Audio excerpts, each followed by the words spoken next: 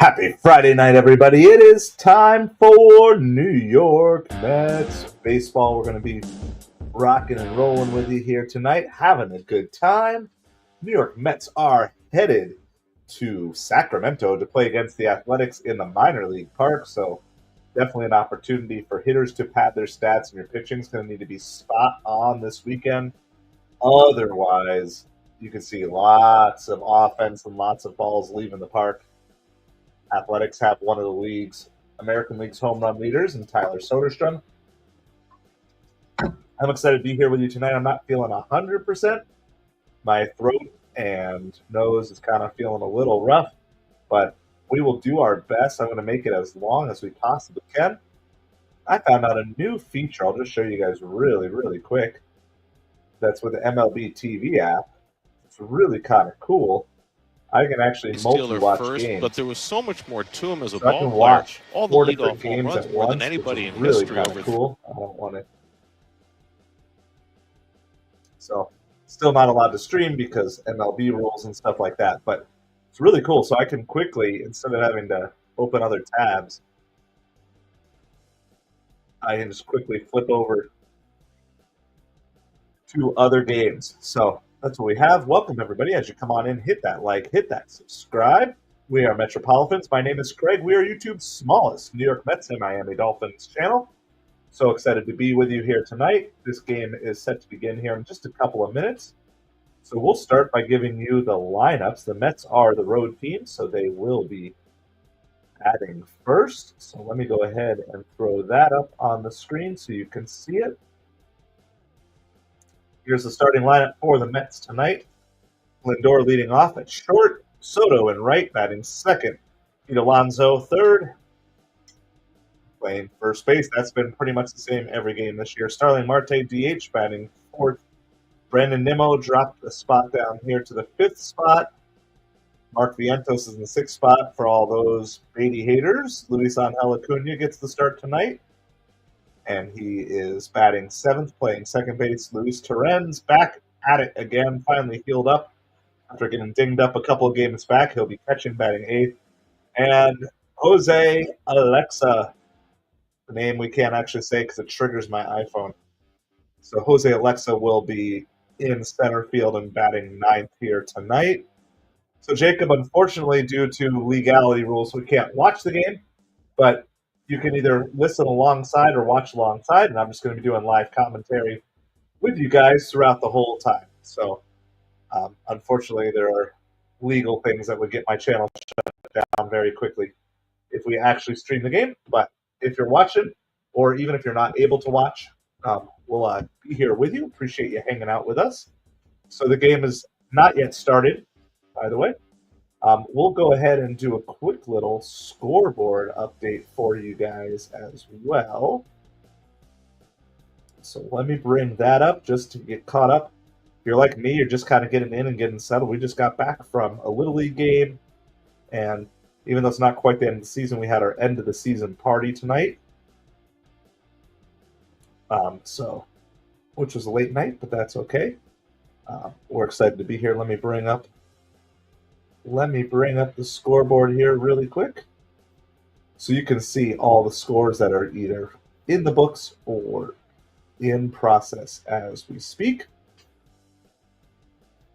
We'll scroll back to the top here. These are games that are going on right now. The Cardinals lead the Phillies 2-0. That is in the top of the seventh. Actually going in the middle of the seventh now. In the battle of the Sox, the White Sox have a 9-1 lead, trying to get a little positive momentum rolling. That is in the top of the eighth. The Astros are pouring it on the Angels 10-2, though Mike Trout does have a home run in this game. The Giants also pouring it on the Yankees 9-1. So lots of teams that Mets fans don't like the Phillies and the Yankees, are both losing big here tonight. Tigers and Twins, that game is 4-3. Twins lead in the top of the sixth. Rockies and Padres pretty much just underway. Only one hit in that game through 2 innings. Brewers and Diamondbacks also bottom second, 0-0. And the Mariners are up on the Rangers 1-0. Mariners just had a solo home run off of Jacob deGrom. Of course, our game is in warm-up. Cubs and Dodgers in warm-up. And then a couple games are in the books for today. The Guardians beat the Royals 7-0. Reds beat the Pirates 5-3. The Braves lost 6-3, so that's another good one. And the Nationals beat the Marlins 7-4. So that is the score breakdown. So appreciate everybody hanging out with us here tonight. Hit that like, hit that subscribe. Let's see. Let's try the slightly bigger version here.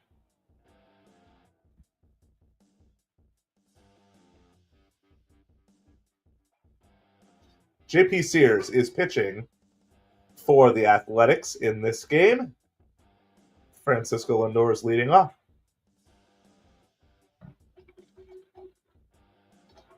And we are underway. The first pitch is a strike. No balls and one strike to Francisco Lindor. Sorry about my voice being kind of scratchy here tonight, but I might be slightly more subdued than normal. That's a ball. 1 strike. Lindor is on an 8-game hitting streak, and he also has leadoff hits in something like 5 of the last 6 games or something like that. That one's fouled back. 1 strikes. I'll be taking some breaks in between innings throughout the night just to hopefully be able to make it through this whole time here tonight, but I appreciate everybody being here with us. If you're just tuning in, you haven't missed much of anything. It's 1 strikes to Lindor. 2 strikes to Lindor. That is, and we are at the top of the first inning, so that's it. 4 pitches into the game. JP Sears pitching for the Athletics.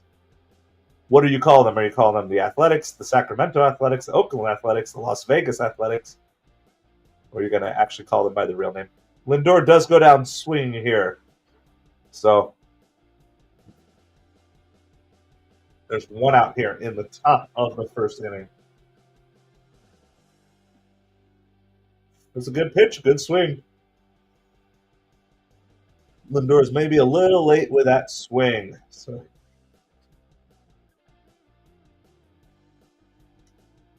all right, Lindor's talking to Pete Alonso in the on-deck circle. In the meantime, Juan Soto's at the plate.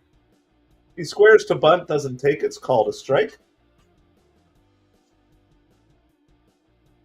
No balls, 1 strike. Top of the first, 1 out. JP Sears pitching. Juan Soto is hitting here tonight.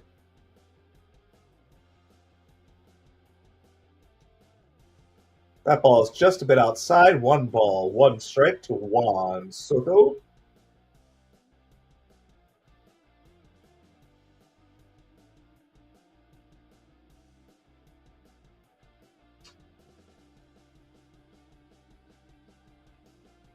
Wow. Good pitch. That pitch was like going right at Soto and then curved back in over the plate.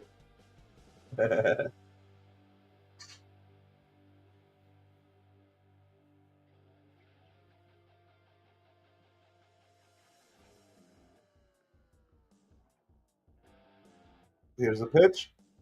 Soto goes down swinging, so there's back-to-back strikeouts for JP Sears to start this game. Good start for the Athletics. The best way to limit power is strikeouts.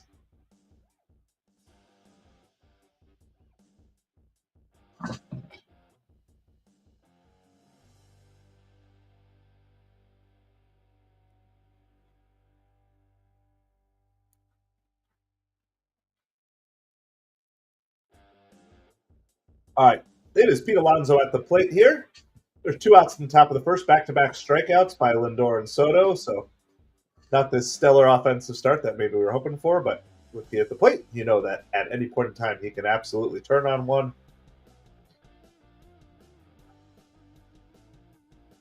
Alonso flies that, and that's going to drop in.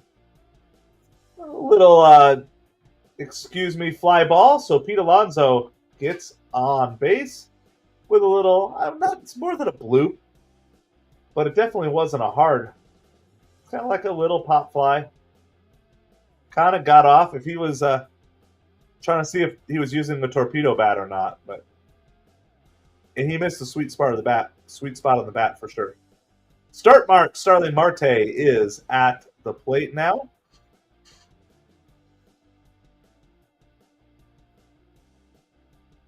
Marte fouls the first pitch back. No balls, 1 strike. We can also talk anything and everything baseball, guys, as you want.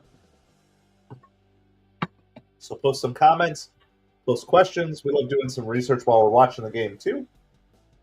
So no balls, 1 strike. 2 outs. That's a strike.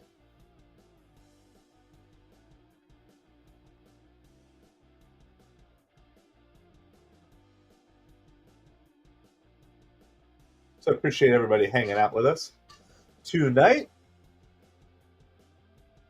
We got a little slowdown here. Here's the 0-2 pitch to Marte.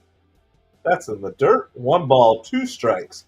Pete Alonso is on first base. He did get a single here in the first inning, so Pete stays hot. And even in innings and situations like this, even if the Mets don't score, the very fact that Pete Alonso gets on base, making Sears work, have to pitch to another batter, anytime that you can do it, especially at the beginning of a series with a team, the sooner you can dig into their bullpen, the better. So that's also a ball. 2 balls and 2 strikes to start Starling Marte at the plate. It's not really his old stomping grounds, right? Because it's not Oakland, it's Sacramento. But it is his old stomping team, I guess. So I appreciate you guys being here with us tonight. Hit that like, hit that subscribe. Rocking and rolling on Friday night. Let's see what Start Mark can do on a 2-2 count here. And that's outside. 3 balls and 2 strikes. So the Pete Alonso at bat has already led to 5 more pitches for Sears, which is just really good. We've got Brandon Nimmo on deck, who's also good at being patient and taking some pitches. Hoping that the bottom half of this lineup can start to come alive this series, because we've been very top-heavy overall. There have been a few hero performances. Marte grounds it. Wow. Great play by the shortstop, Jacob Wilson. I think Marte in his younger days probably beats that out, but not anymore. That was just a great defensive play by Jacob Wilson.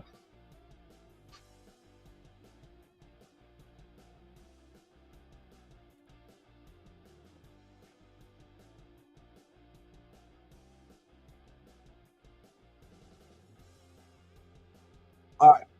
I'm going to tune into some other games here as we go on. Jacob deGrom is pitching for the Rangers against the Mariners tonight. So I'll just show you guys briefly, for those of you who missed it earlier. It's a cool new little thing. I don't know how long it's been here, but I just noticed it tonight. Just to show you really quick.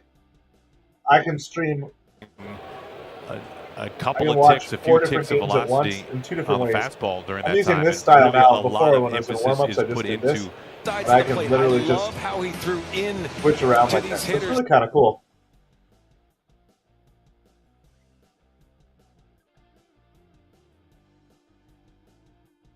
Wow, Mariners just hit another home run off deGrom. It's 2-0.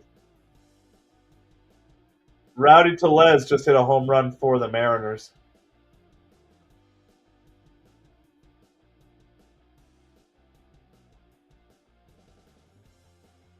So we are currently at commercial break for this Mets game, but feel free to chime in, say hi, ask your baseball questions. Give me your hottest baseball take. Appreciate everybody being here. If you are looking for some new baseball video to watch on YouTube, I did just put out the history of Take Me Out to the Ball Game. That came up in conversation a couple nights ago, so I decided, you know what, let me dig in and research it and see what I can find out about it. And I learned some cool stuff about the song that we sing at the 7th inning stretch. So I think that's pretty cool. All right. Hold on. I'll be right back in about 15 seconds.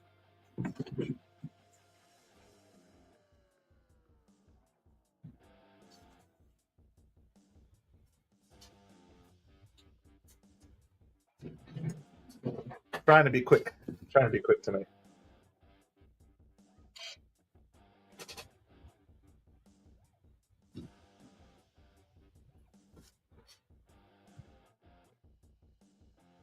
Griffin Canning is pitching for the Mets. First pitch is a strike, so that's good. Canning is 0-1 on the season, but with a 2.79 ERA, 9.2 innings pitched. So his problem has been a little bit of the longevity, getting past the 5th inning, 6th inning into that range or whatever. So.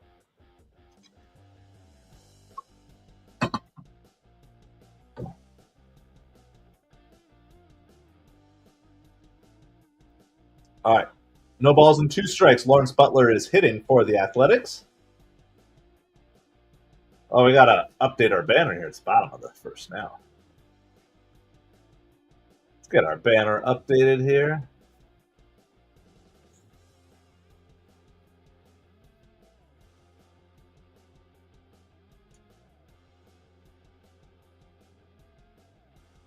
All right, Butler fouls that one off down the first baseline, so it's going to be 1 ball, 2 strikes to Butler here. The bottom of the first inning, all you've missed really so far is a Pete Alonso blue pit. Had a pretty good defensive play by Jacob Wilson, the shortstop for the Athletics. So we're in the bottom of the first inning. Griffin Canning pitching for the Mets. He holds, does not swing on the changeup.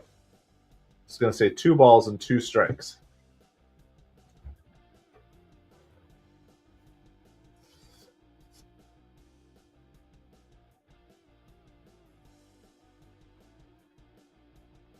That ball's inside. 3 balls and 2 strikes.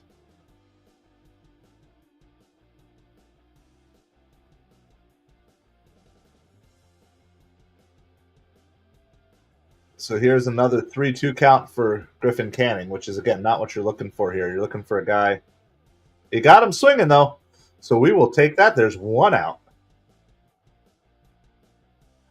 1 out in the bottom of the first inning. Absolutely fooled him. He was so far off on that pitch.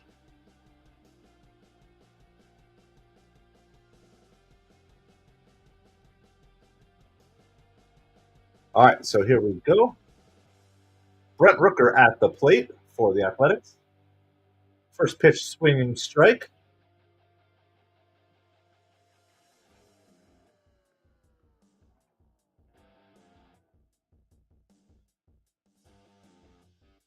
I didn't realize Brent Rooker was 30 years old.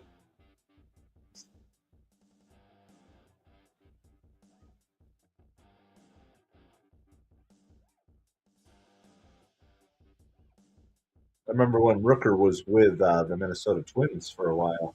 So, all right, so no balls, 2 strikes on Brent Rooker. Griffin Canning pitching here, 1 out, bottom of the first inning. And a swing and a miss. So there's back-to-back strikeouts for Griffin Canning. A slightly more efficient batter for Canning as well. Vientos, Lindor, Acuna, Alonso. That's your infield with Luis Torrens catching, Griffin Canning pitching. Your outfield from left to right is Nimmo, Jose, Alexa. That's what we call him on here, so it doesn't trigger my phone. And Juan Soto. So appreciate everybody being here tonight. Hit that like, hit that subscribe. This is Tyler Soderstrom, your American League home run leader. Now tied with at least Mike Trout. Trout hit his 6th tonight. But nonetheless, still a great start for him. The first pitch is a ball there. 1 ball, no strikes. Here's the next one. Woo, just outside.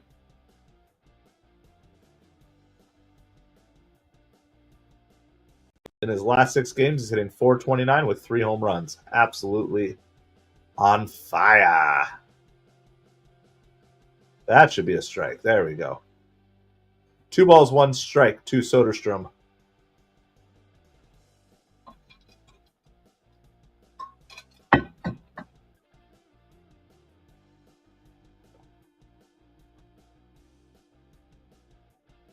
There's another good pitch in there.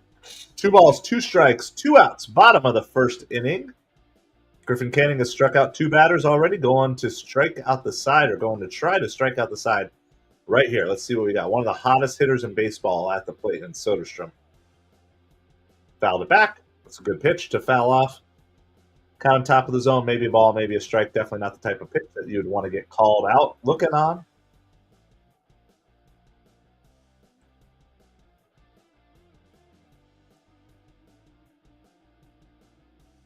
All right, here's the pitch. 2 balls, 2 strikes.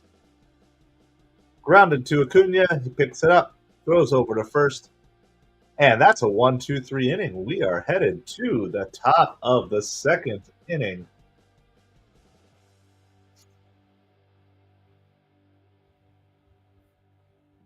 We're on commercial break. In fact, every game that I was paying attention to is on commercial break right now.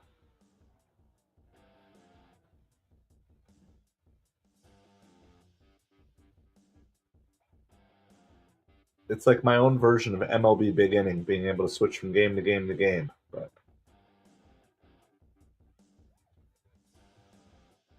not gonna lie, this is pretty cool.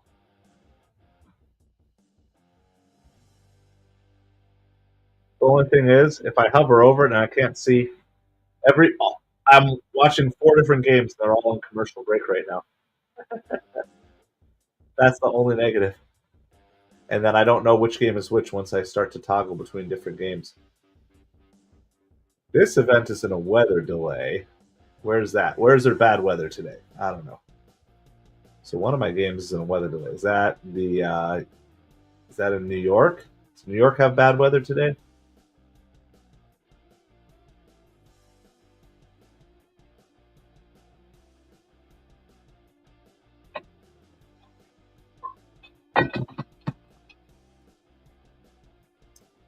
All right, well, I appreciate everybody hanging out. We're on commercial break right now as we speak, so we're just waiting for the Mets to come up. Due up in the top of the second inning will be Nimmo Vientos Acuna. So that is who is due up. So we'll see if the Mets can put together some offense here this inning.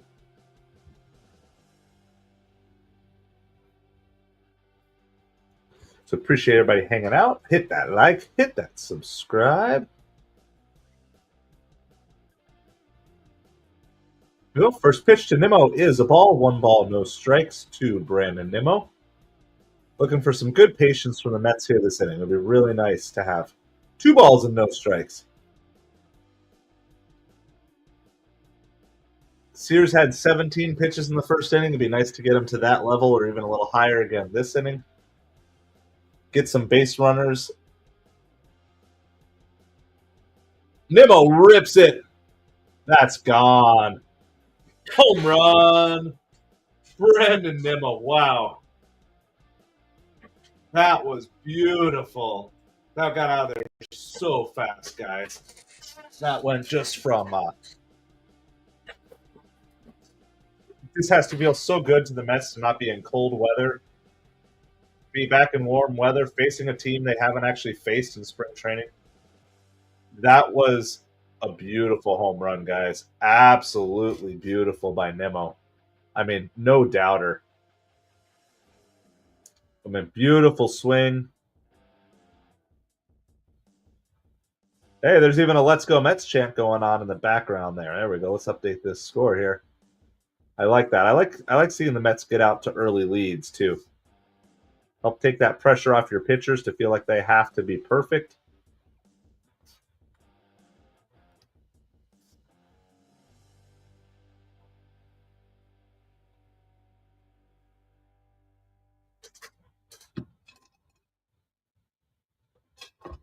So it is 1-0 New York Mets on that Brandon Nimmo solo home run. Vientos is now at the plate. 1 ball and 2 strikes is the count.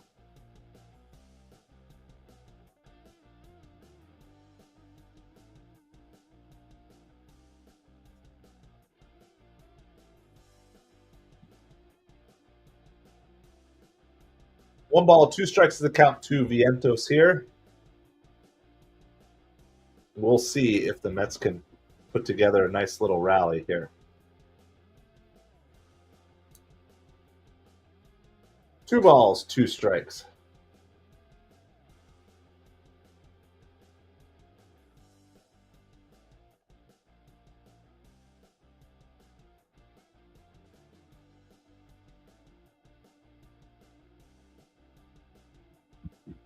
Vientos goes down swinging.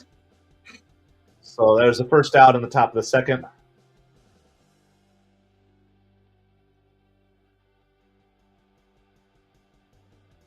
Luis Angel Acuna is at the plate. It's 3 for 19 on the season. He gets the start today over Brett Beatty, which I'm sure many Mets fans are excited about. First pitch is a big swing. No balls and one strike.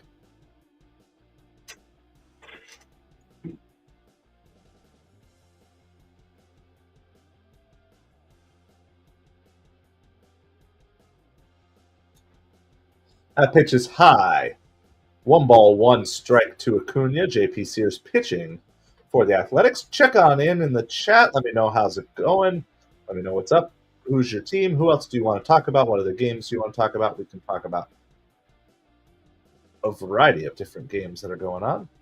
That ball's fouled by Acuna. 1 ball, 2 strikes. 2 outs here, or sorry, 1 out here on the top of the second. Luis Torrens and Jose Alexa are the next 2 batters due up for the Mets.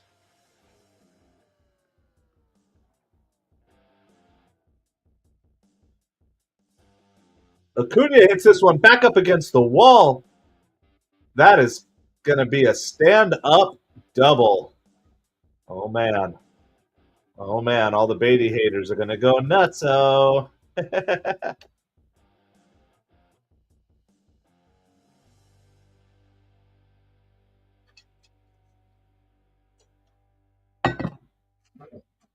All right, so we got a runner on second with the 1-out double by Luis Angel Acuna.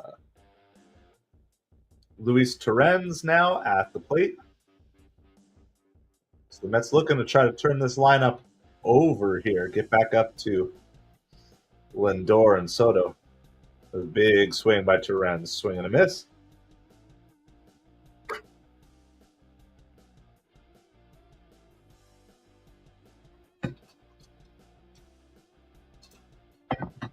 For those of you wondering, Francisco Alvarez has started his rehab assignment. He had a hit in his first rehab game. So. Oh, it's a fair ball. That's going to be a double for Luis Torrens. A little bit of a small ballpark and some home cooking, away cooking, road cooking. I don't know what you call this, but warm weather, small ballpark.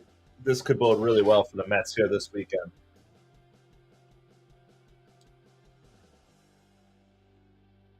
So it is now 2-0. Mets have the lead.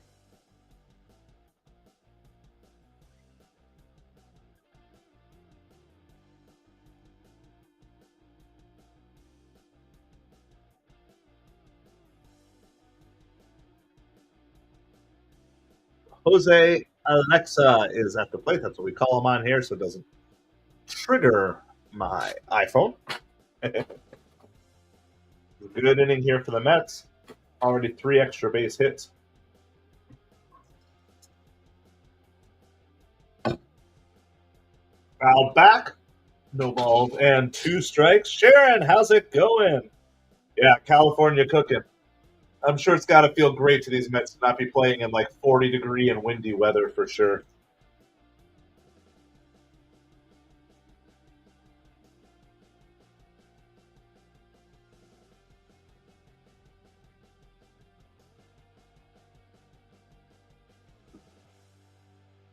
Alexa fouls that one away. How are you doing tonight, Sharon? Hope you are doing well.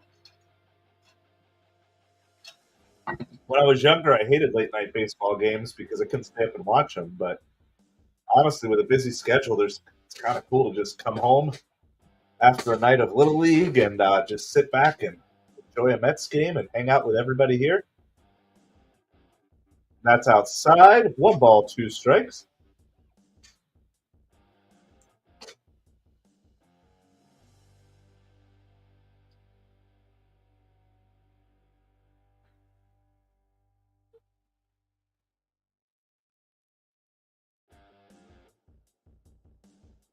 Good breaking ball by JP Sears, strikes out Jose Alexa.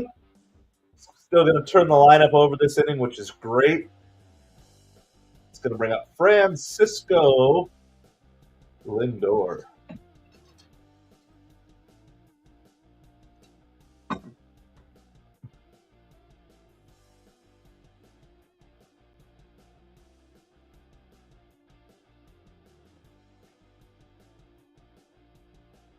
They're talking about this stadium in Sacramento is going to host 156 games this season between the Athletics and the minor league team that uses this field.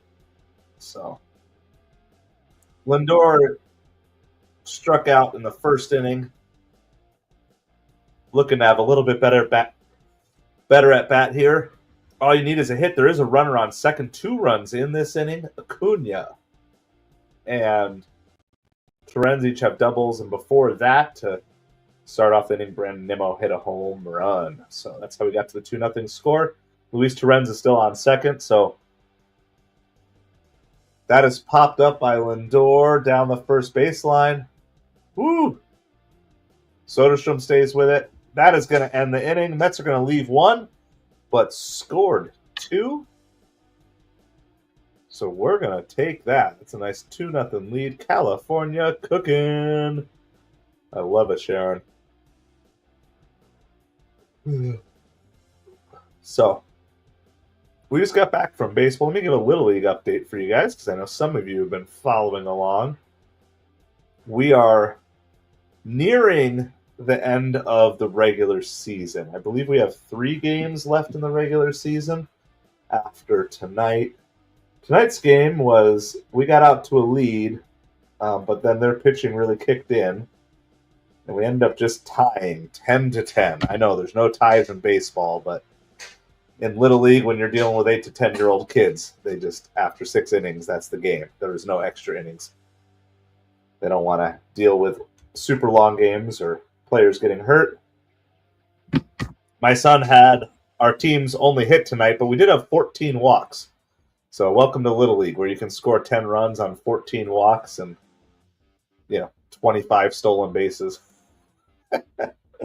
So our defense has improved. My son made a diving attempt. He made a diving attempt at a fly ball in center field, and he got a good beat on it. Just couldn't. He said it hit off the heel of his glove. It was in and out. He was almost able to get it. He also pitched a pretty good inning tonight, too. I mean, there's actually one play where he had clearly gotten the runner. Well, not him, but our team had clearly gotten the runner at first, and they called him safe. But alas, when you only have one umpire doing that. So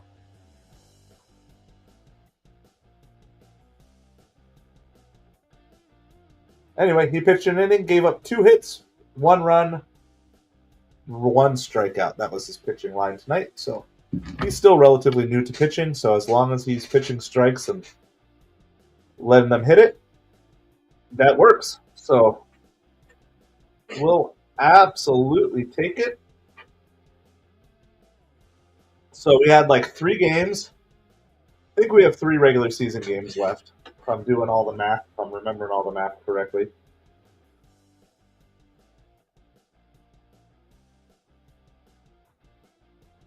Yep, and then we have a tournament that starts. It's going to be 3 games of pool play. All right, here we go. Bottom of the 2nd inning. Nice little sunset time here out in Sacramento. First pitch is a ball to Shea Langoliers. 1 ball, no strikes.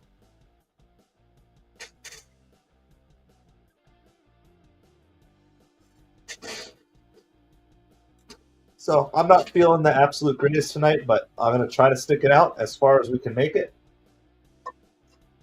as a Mets fan, and just appreciating you guys wanting to hang out a little bit. It's been a couple of days since we did a game. I can't do tomorrow's game. I don't think I can do Sunday's game, at least not sitting here. We'll see officially, but I don't think I'm going to be able to do that.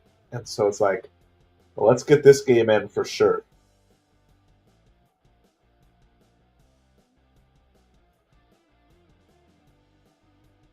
There's a strike, 3 balls and 1 strike. Shea Langoliers at the plate. Griffin Canning pitching for the Mets.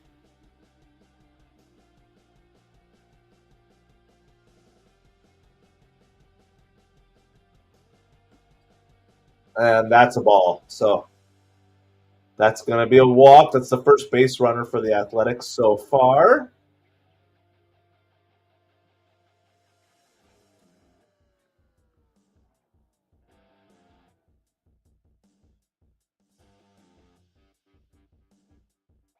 All right, coming to the plate is J.J. Bleday, or I like to share some of my kids' nicknames that they have. They call him J.J. Bleedy. And that is a ground ball single to the right side. So,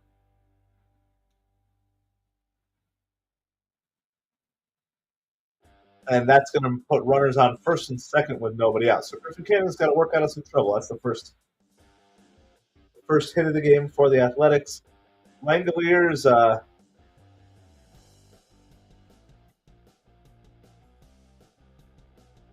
stumbled right around second base.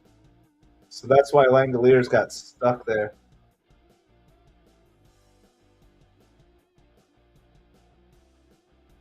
All right. No outs. Bottom of the second inning. Runners on first and second. Jacob Wilson grounds it to Acuna. Flips to Lindor. Lindor throws it over to Pete. And there is the twin killing. Vitalik. How you doing tonight?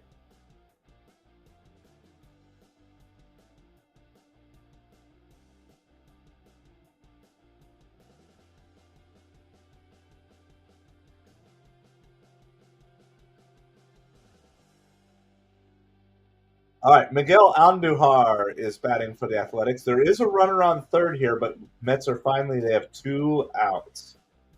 So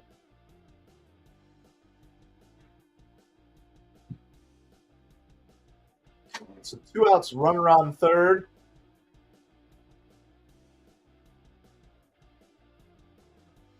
That pitch is just a bit inside. 1 ball and no strikes. Welcome to everybody. Happy Friday to all of you. This is MetropoliFins. Hi, everybody. My name is Craig. We are YouTube's smallest New York Mets and Miami Dolphins channel, so I appreciate the support. That's going to be a base hit to right field. That is going to score a run. 2-1 is going to be the score here in the bottom of the second.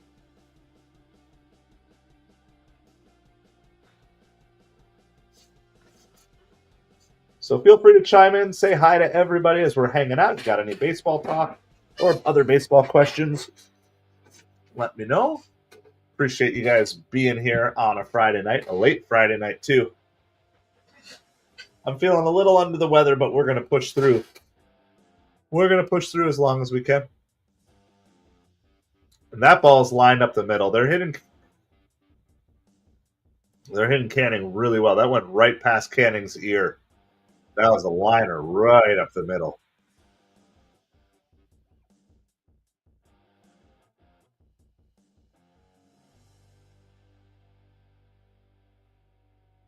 So the Athletics already have 1 run in. Now they got runners on first and second.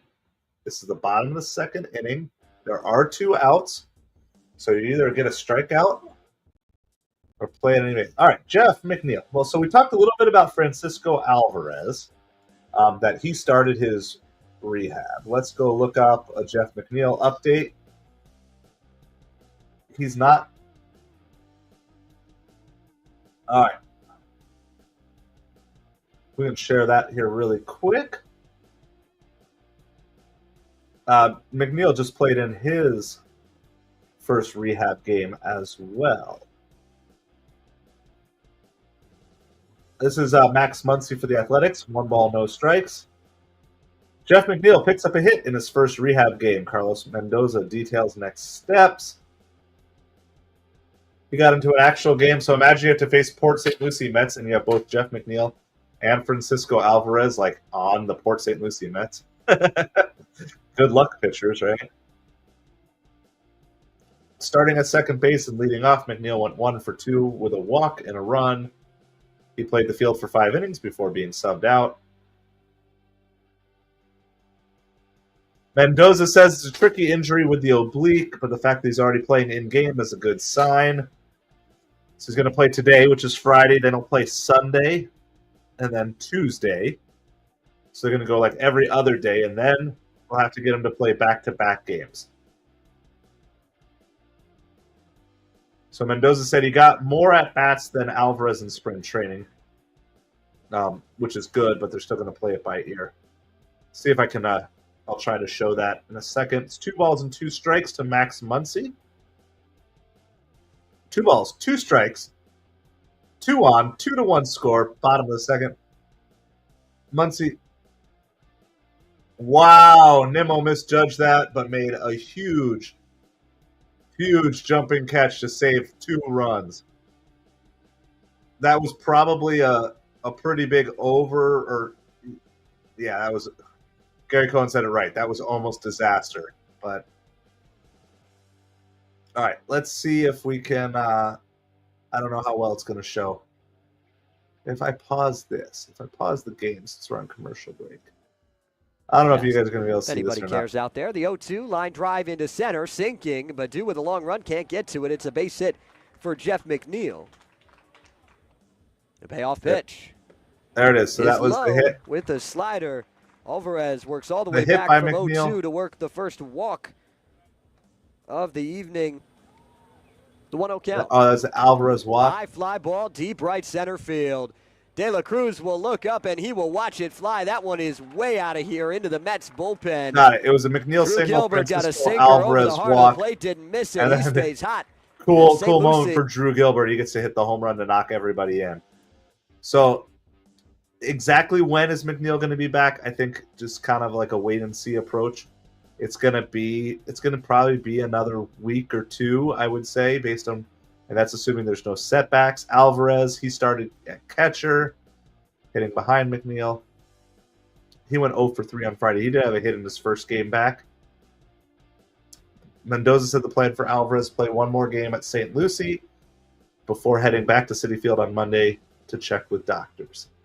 And then if he passes that, he'll head up to Syracuse for a game on Tuesday. Paul Blackburn threw a live BP today, 1 inning. And then depending on how he feels, the next step will be another live BP on Tuesday. So everybody's trying to start to get ramping up at least of that crew. Of course, the problem is Sean Manaea and Frankie Montas, they're still quite a ways away. All right, I'm going to be right back with you in 1 second.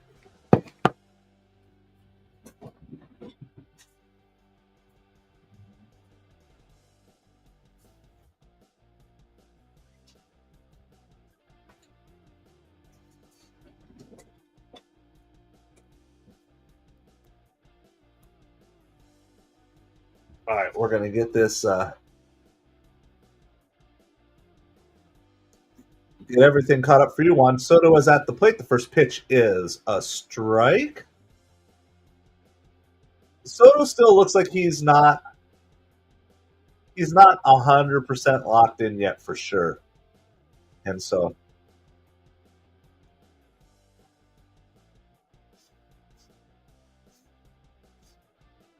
Soto pulls that one to first. And there's going to be an error by Soderstrom on the play, so Soto's going to reach. Which is, again, this is another area of Soto's game.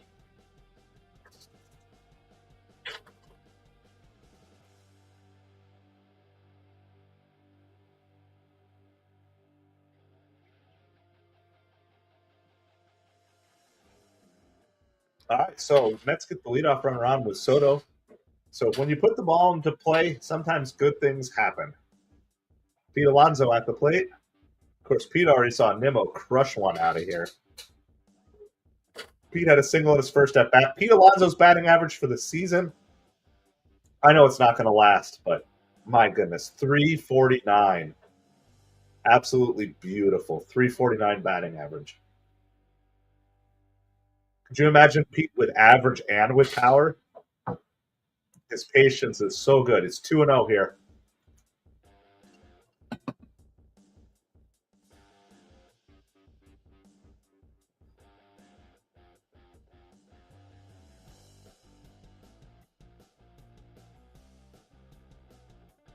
That's inside. Did it hit him? It did hit him. Not bad. Like, just got him, like, maybe the jersey or whatever. So the Mets are going to get the lead off the first two runners on in the inning. In the top of the third, Soto on second, Pete Alonso on first. Yeah, it just got his jersey. I don't even know if it got any skin on Pete. So if you're going to get hit by a pitch, it's about the best possible way right there. Starling Marte is at the plate. He grounded out earlier. It's too bad Nimmo's not the one who's coming up now. Feel a lot better, but let's just load the bases here. Load the bases, Marte. First pitch is a swing and a miss for strike one.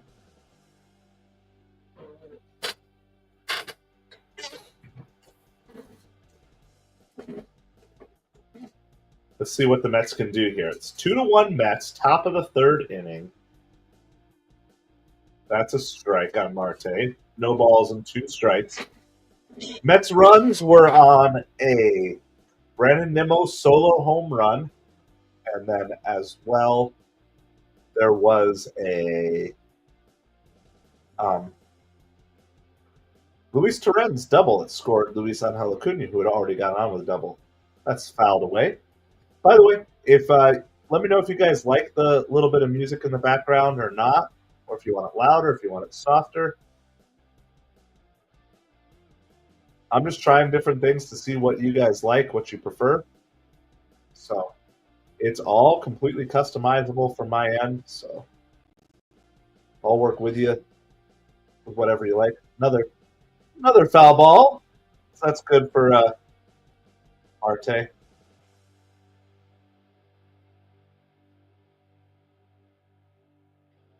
You can see, I hold my hand there. There's the Little League jersey. Took that off to put on the Mets jersey when I got home here tonight. That's inside. That one almost hit Marte. Marte's already been hit by 4 pitches this season, so almost added number 5 to it.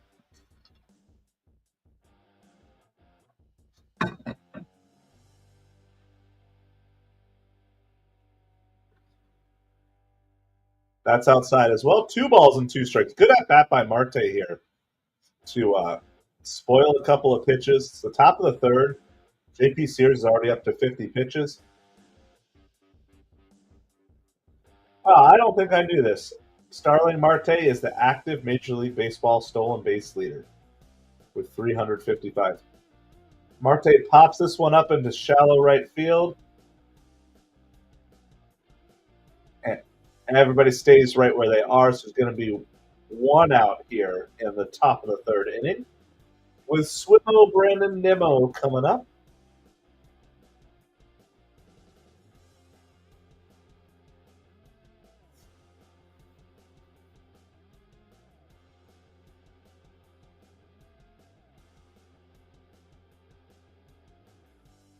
All right. Brandon Nimmo at the plate. JP Sears pitching. 1 out. Top of the third inning. Mets have Juan Soto on second and Pete Alonso on first. Nimmo already had just an absolute blast. It was a beautiful, probably the best swing I've seen Nimmo take this season so far. It was just absolutely beautiful. So let's see if he can do the same thing here and keep this inning building.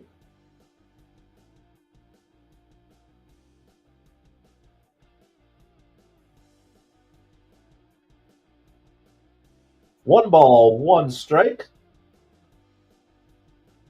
to Nimmo.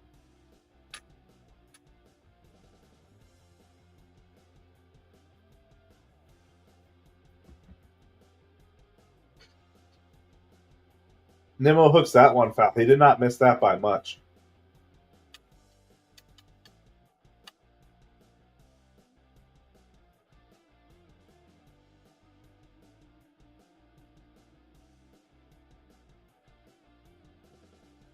It's 1 ball, 2 strikes on Brandon Nimmo with 1 out in the top of the 3rd inning. Mark Vientos on deck. Nimmo at the plate. Runners on 1st and 2nd.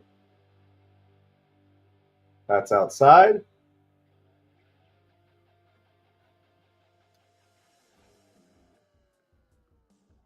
Two balls and 2 strikes to Nimmo now. Mets trying to get some runs on the board. Of course, you're also still trying to work this pitch count. JP Sears up too. That's outside. So full count to Brandon Nimmo. Liking this. This has been a good at bat for Nimmo. Nice and patient. Took some good hacks. See what he can do with the full count here.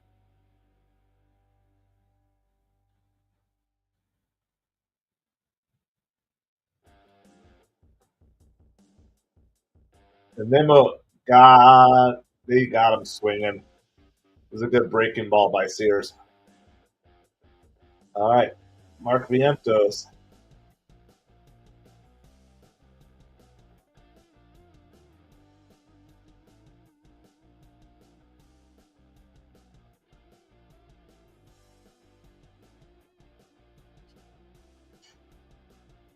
So, with 2 outs now, we're going to see what Mark Vientos can do. That's a ball in the dirt. 1 ball, no strikes. There are 2 outs here in the top of the 3rd inning. Swaggy Marky V at the plate.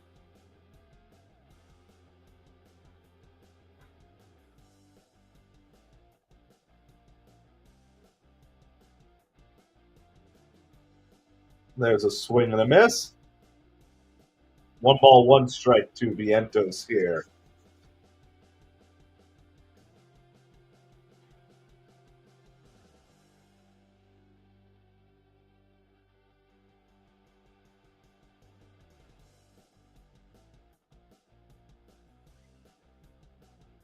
That's inside. That almost hit Vientos. It's going to be a ball. 2 balls, 1 strike. For all the heat Beatty's taking so far, Vientos has not been much better. Vientos is riding off of last year, but I wonder how long Mets fans will allow him to do that. He ripped that one foul. That was a good swing. But still a foul ball.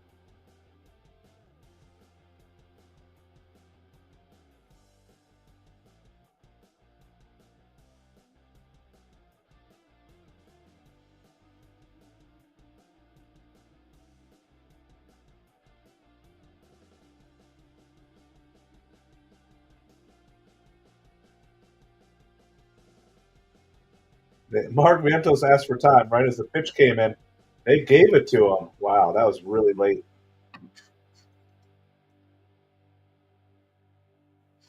All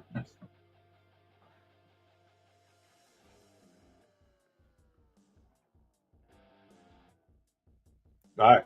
2 balls, 2 strikes. The count to Vientos here. Top of the 3rd inning. Mets have runners on 1st and 2nd. That's a foul ball backwards. It's going to remain 2 balls and 2 strikes.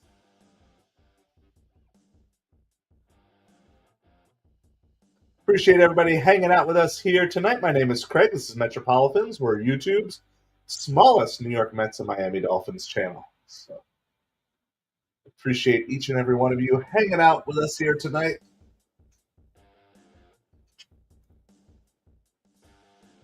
Mets are threatening here, but we're still missing this big hit. Missing the big hit because there's 2 outs. 2 outs in the top of the 3rd with runners on 1st and 2nd. Mets have had base runners every inning. That's high. It's going to be a full count. 3 balls, 2 strikes.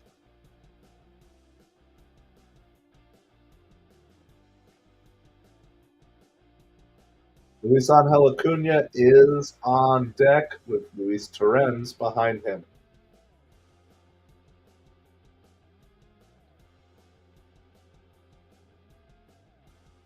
Vientos pops that one.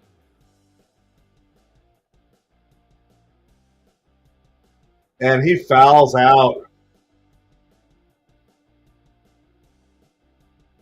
This technically a foul fly out.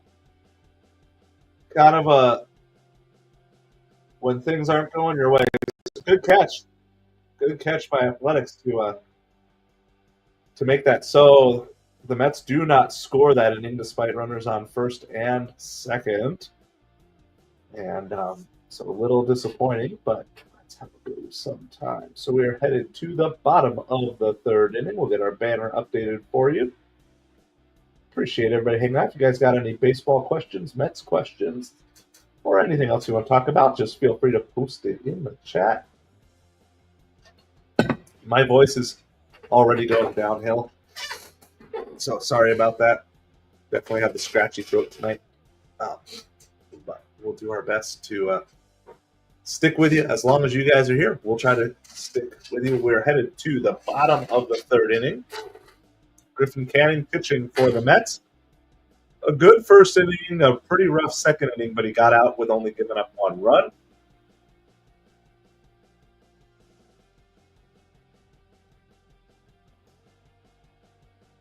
By the way, it's now 14-3 Astros over the Angels. Mike Trout does have a home run in that game, his third home run in the last two games, so it's good to see Trout back. Was my thesis.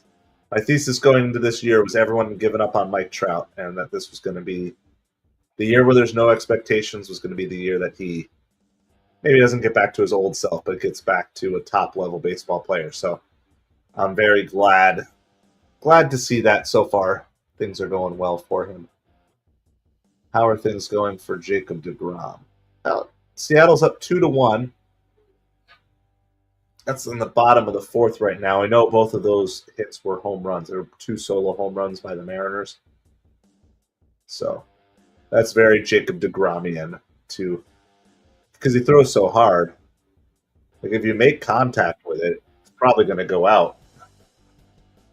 Problem is just making contact with it.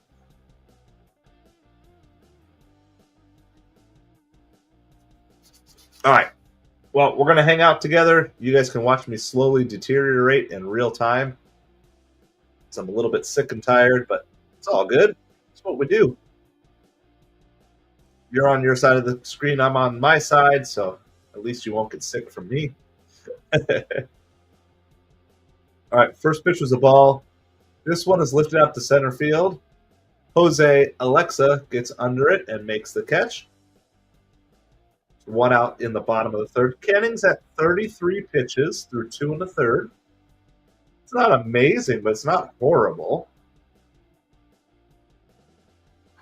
By the way, for those of you seeing, I should just post the link. For those of you seeing Sharon's comment, we already answered it, so I won't dive in again. But here's, so that's a really long link. Did that really just post it twice? Oh wow, that's way too long of a link. Hold on. Let me see if I can find a shorter link here.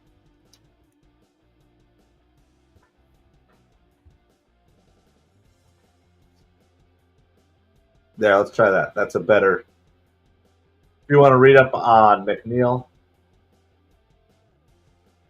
and Alvarez.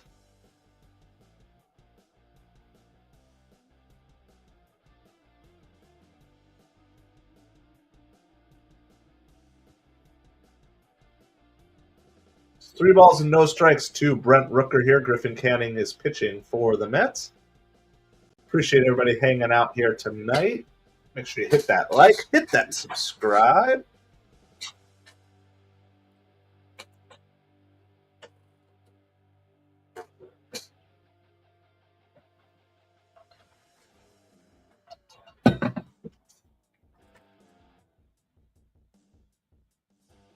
All right. 3 balls and 1 strike. Rips that one foul. 3 balls, 2 strikes. It's a full count to Brent Rooker with 1 out here in the bottom of the third inning.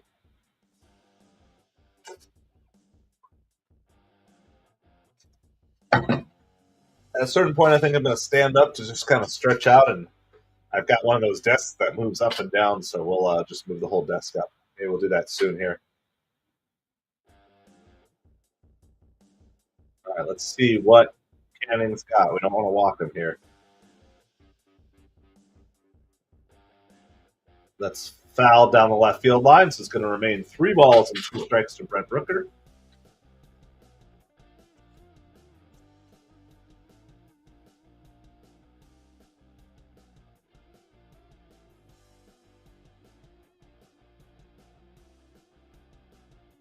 All right, so it's a full count, bottom of the third, 1 out. Griffin Canning pitching for the Mets. Brent Rooker at the plate for the Athletics. Let's see what Rooker can do with this pitch. Fouls that one back as well.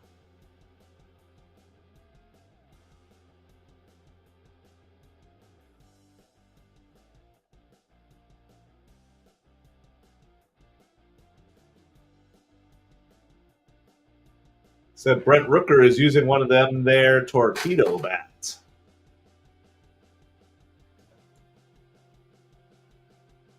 And he rips that one. That's oh, off the wall. Rooker is going for third. The throw from center field is way offline. It's going to be a triple for Brent Rooker. I thought that was going to be out for sure. I don't know if Jose Alexa misplayed that. I'm not exactly sure. I got to see the replay here.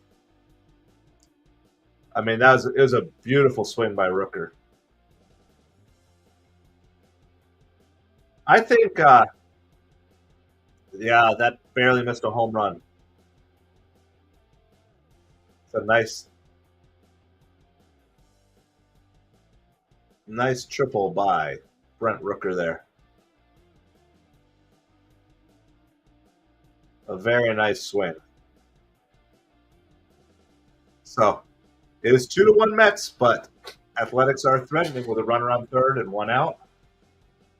Tyler Soderstrom, one of the hottest hitters in baseball, is at the plate right now, so we'll see what Griffin Canning can do. It's the second inning in a row that Canning's got himself into some trouble, so last inning he gave up a run. We'll see if he can figure out a way out of this. Grounded to Alonso. Throw comes home. They nail Rooker at the plate.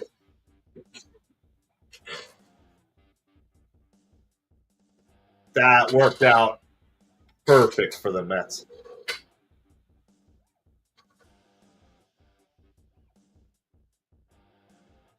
Yeah, Pete really handled this throw.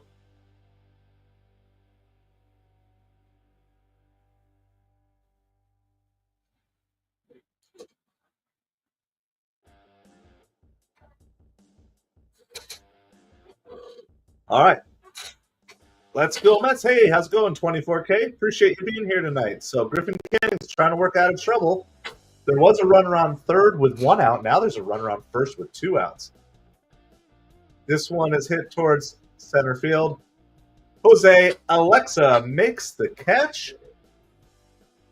And triple by Brent Rooker, but somehow the Mets get out of it. So it is 2-1. We are headed to the top of the 4th inning. So we'll get our little banner updated for you in case you're coming in.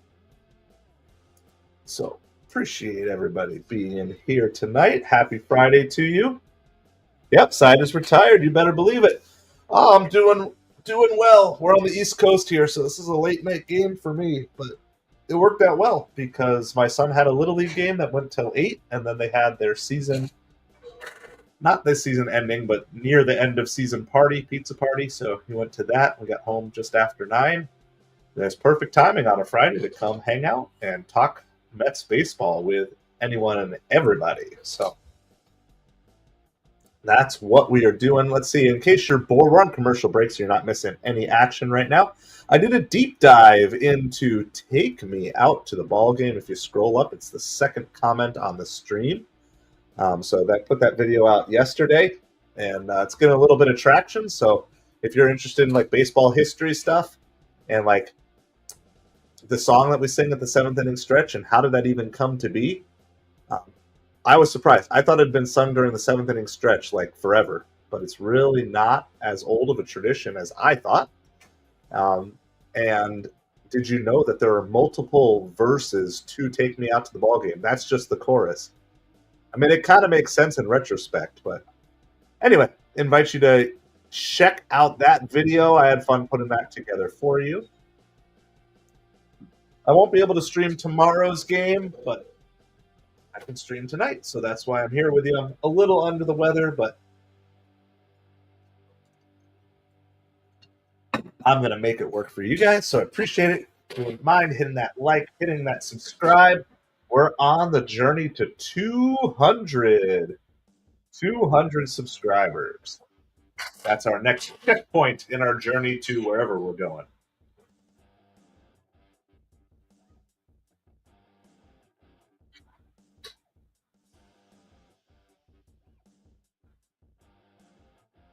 First pitch is a strike. J.P. Sears is still pitching for the Athletics. 2-1 Mets. It is only the top of the fourth inning. It feels like this game is moving a little slow. Luis Angel Acuna is up. He actually did have a double earlier in this game, putting that pressure on Brett Beatty, which I know a lot of you guys are wanting. We just can't wait for McNeil to make it back. And then he ended up scoring on a Luis Torrens double. So a double and a run scored for Acuna. That's how the Mets got their second run. Their first run came on an absolute bomb by Brandon Nimmo. Yeah, on paper, for sure. For sure. And a lot of times, like, going to an away stadium is a disadvantage, but because this is a minor league stadium and because it's so warm compared to how frigid, like, it was just cold in New York. That's a strike on Acuna. 3 balls and 2 strikes is the count. By the way, speaking of cold, I'm actually starting to get a little chilly in here. I might have to throw the sweatshirt on. So if you see me rubbing my arms, Acuna pops that one up.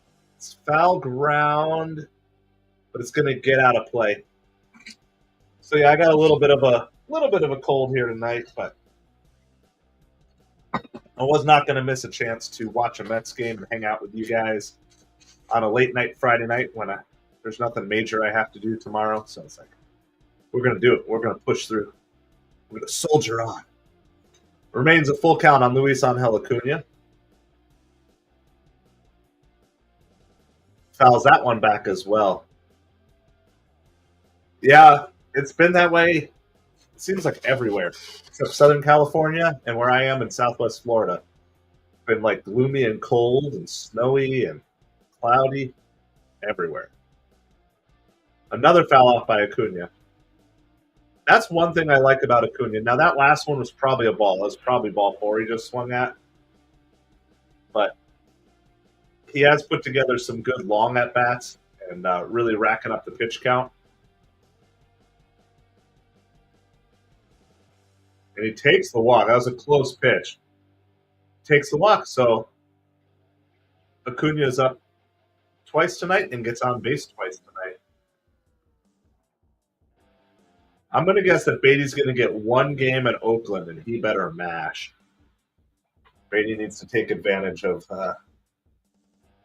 the stadium while he's in here, because it's basically a battle for who's going down to the minors. I think right now most people are assuming Beatty's headed down when McNeil comes back. First pitch is a strike to Luis Torrens. He had an RBI double, so right now his hit is the difference in the game. And again, in case you missed it before, I posted the link in the chat. These are updates there from that Yahoo link. Updates on McNeil and Alvarez and Paul Blackburn are all in that article. Acuna steals. He's safe. He was able to stay on the bag.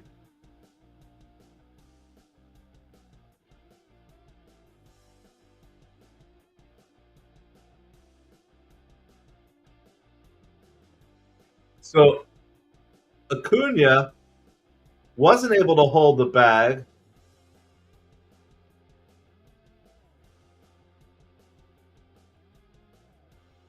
And then they weren't able to get the actual tag on him while he was off the bag, and he got his foot on the bag afterwards. So anyway, it's a stolen base. Kind of unconventional how he was able to stay on there, but that ball is fouled back. Still no balls and 2 strikes on Luis Torrens. Mets have a runner in scoring position here, though, with nobody out.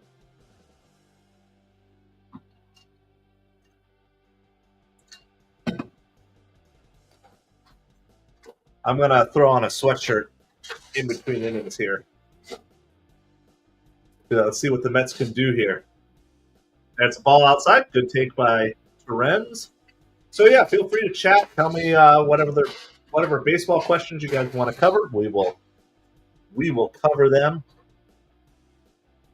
We haven't brought out our Rally Pig, so you know what? This is a good time to bring out Rally Pig. So, Rally Pig had a rough game the last game. Did not do so well. Another foul by Terens. Lots of good at-bats by the Mets here. So we go to Rally Pig when the Mets are looking to score some runs. So he's pretty good. He's had 2 bad games this year, but most every game he's got us to get some runs home. We just picked a variety of different times. So let's see if Rally Pig can help us score. How's it going, D-Rails? I knew. That's a strikeout by Terens. I knew you were going to show up.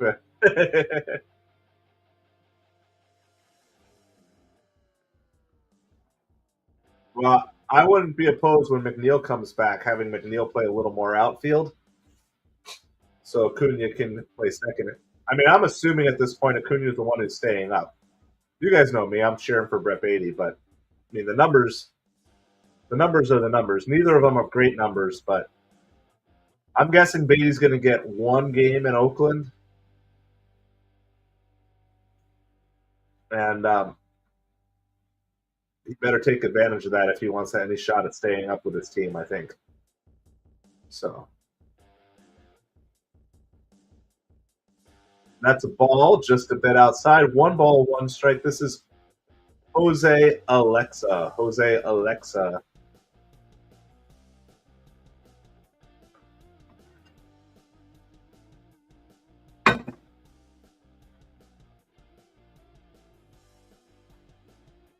Alexa fouls that one away. Lots of good fouled off pitches this inning. Even Terens, who ended up getting out, he still had some good swings, some good hacks. So we got a Rally Pig. We're trying to score something here. I wonder if Acuna's – they're not really paying much attention. I wonder if he's going to try to swipe third here. They throw that ball back to second that time. I was kind of wondering because it seemed like they were ignoring him.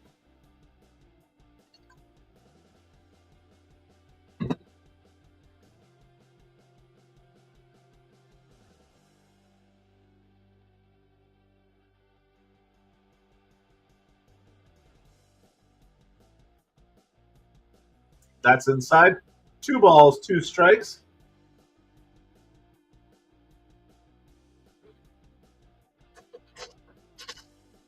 All right. 2 balls, 2 strikes. Francisco Lindor is on deck. So ideally, you don't want to get to 2 outs. You want Soto to get up this inning. Oh, it got called. Strikes. That's a rough pitch. I mean, it's a great pitch by Sears, but that's a rough called third strike. I think they would have. I think if we had ABS, he would have challenged that one.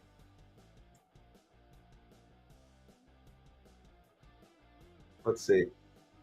I mean, it says if the box is right, I guess it's a strike. But man, that would have been a hard pitch to handle. Would have been a hard pitch to foul off. That just lower inside corner. All right. Well, it's Francisco Lindor at the plate.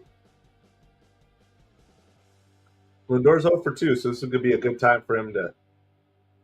That's a little chopper in front of the mound. It's not going to go anywhere, and that is going to end the inning.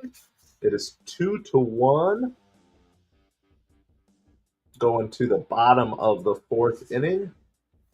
All right, hang tight 1 second. I'm going to go put my sweatshirt on because I'm a little bit chilly. Rally Pig, 0 for 1. Keep score for Rally Pig.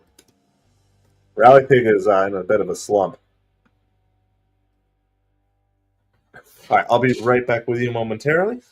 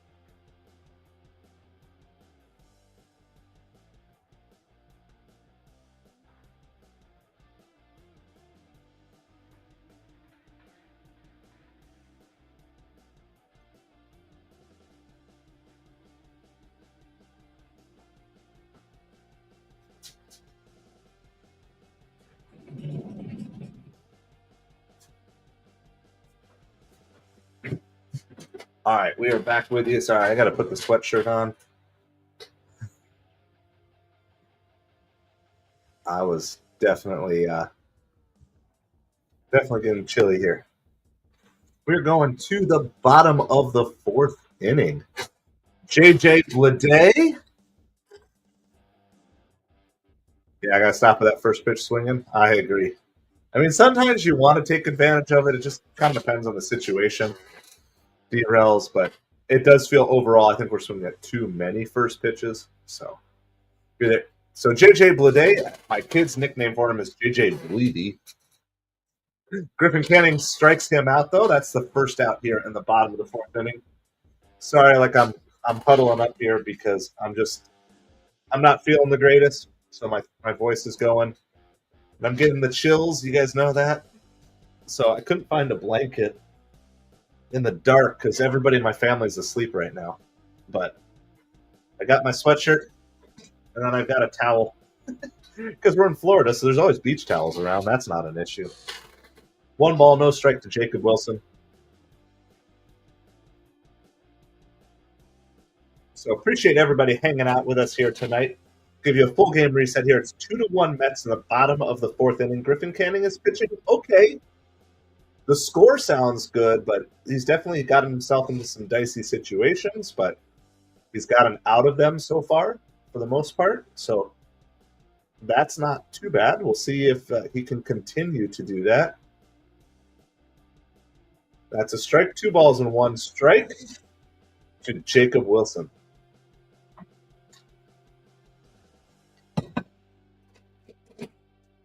So appreciate you guys hanging out. Feel free to chime in, talk about whatever you guys want to talk about, baseball, Mets, sports, or just life in general. Love to hang out, chat with you.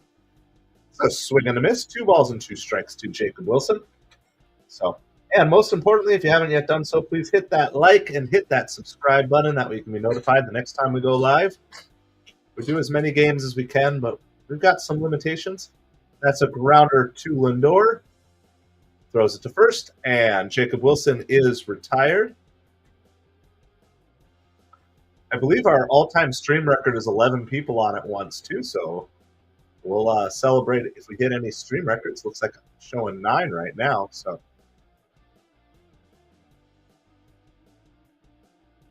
But I appreciate each and every one of you hanging out here.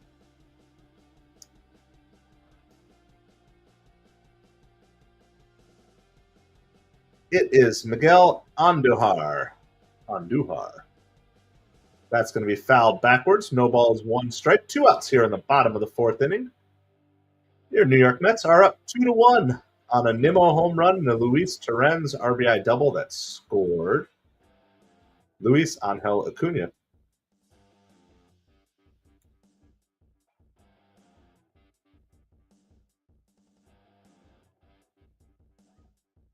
That one is fouled, I guess. Yeah, I guess fouled off. No balls and 2 strikes to Andujar. The vibe of this is like, it really does feel almost like the way it looks, almost looks like a spring training game, which is exactly what you'd expect when you're doing Major League Baseball at a minor league park. So it just kind of has that feel of it, and it's pretty cool.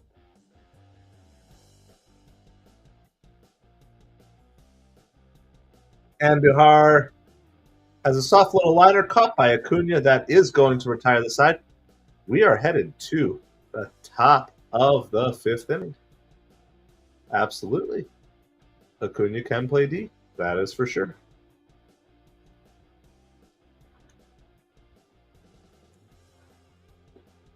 So we are currently at a commercial break. So I think this is a perfect time to do a scoreboard update for you all.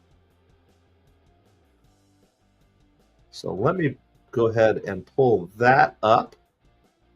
There's some games going on right now. There's quite a few on the West Coast. So quite a few late games. There are actually only a handful of games that were done early. But some of those games have since then gone in the books. So I'm going to bring you up to the top here. The Cardinals did finally beat the Phillies 2-0, so that is a final score there. Try to keep my cursor off these because it brings up the whole thing. Tigers beat the Twins, or are beating the Twins 7-5. That's going to the bottom of the ninth. So the Mets are facing the Twins in their next series, I believe. Twins have really struggled to start the season there. Padres up 7-0 on the Rockies. Brewers up 3-0 on the Diamondbacks. Both of those teams are just barely above 500. The Rangers are losing 3-1 to the Mariners. And I know Jacob deGrom started that game. It's in the top of the sixth. I don't know if he's still in it. The Rangers have runners on first and second with nobody out, so they got a nice little rally going there. The bottom of the first inning, Cubs and Dodgers are scoreless. Both teams have 2 hits already just through 1 inning. Of course, our game, Mets are winning 2-1. And the other finals from earlier today, Guardians beat the Royals 7-0. Reds over the Pirates 5-3. 6-3, the Rays beat the Braves. Giants dismantled the Yankees 9-1. Nationals beat the Marlins 7-4. White Sox utterly demolished the Red Sox 11-1. The same thing, Astros over the Angels 14-3, though Trout did have another home run. And the Blue Jays-Orioles game was postponed, most likely because of weather. Corey! Awesome. Have a safe trip home for sure. Glad to be of service to you. I know there was a good point in time that I was listening to football streamers when I was working, wasn't able to listen to or wasn't able to sit and watch football games, and it was good, and it's definitely something that I have appreciated, so I'm glad that it helps you here tonight as well. Juan Soto's at the plate. He's behind 0-2. Now, Soto has had some good games, but he is definitely not locked in Soto yet. Looks like he's still just trying to. He did reach on an error earlier in this game, 1 ball and 2 strikes. So he's still getting on base, and that's what's great about a player like Soto is even when he's slumping, he's still getting on base. Awesome. Have a safe drive for sure, Corey. Appreciate you. All right. That is just a bit outside. Ooh, the fans wanted that one. 2 balls and 2 strikes to Soto here. Sears' pitch count is getting up there, guys. This is very possibly his last inning. He's at 89 pitches. Soto fouls that one away, 90 pitches. This is top of the 5th inning with nobody out. And I've noted multiple times today the Mets really worked the counts and really ran up the pitch count. 3-2 counts, fouling off lots of good pitches with 2 strikes. It's been a good approach by the Mets overall at the plate, even though they haven't gotten the scoring results you might want. That one's just outside as well. 3 balls and 2 strikes. Man, those fans want to see Soto called out. Even the Oakland A's fans don't like Juan Soto. Fouls that one away. Remains 3 balls and 2 strikes. It's 92 pitches for JP Sears. I have no idea if he has a pitch count, but most pitchers are going to be limited to right around 100 this early in the season. I mean, honestly, most pitchers are limited to 100 even in the middle of the season. Sears has pitched well tonight. Soto lines up base hit up to center field. What a great at-bat by Soto, guys. That really was. Not every great at-bat ends in a home run. Some great at-bats end in like just little soft liner singles. Soto just stuck with that ball.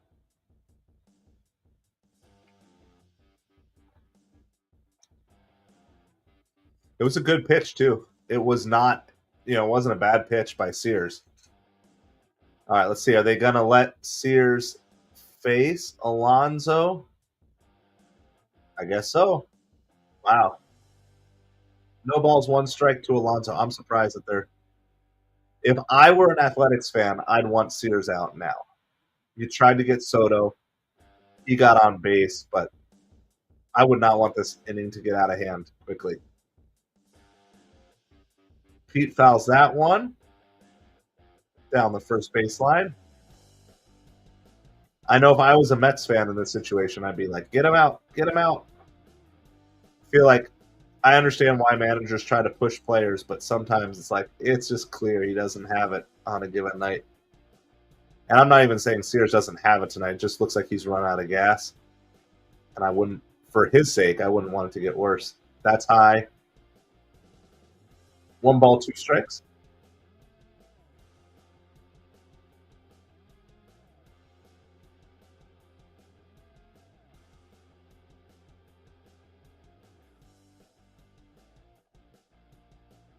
All right, here's the 1-2 pitch. Fouled away. Again, Mets have done a really good job of just spoiling a lot of good pitches. Tomorrow is David Peterson scheduled for the Mets. Probably a bullpen game for the Athletics, they're saying, and then Kodai Senga against former Met last year, Luis Severino. Severino's 0-2 with a 4.74 ERA. That's a ball. 2 balls and 2 strikes. Again, Pete's been super patient as well this year. It's like all this patience just really... It's so annoying for pitchers who are used to getting people to do that. So Sears' pitch count now is at 98. 99, Alonso fouls that one away. I mean, I'm kind of astounded. I don't know if I've seen any pitcher. I wonder if that's an easy stat to look up. Let me see if anyone's pitched 100 pitches, see if I can figure that out.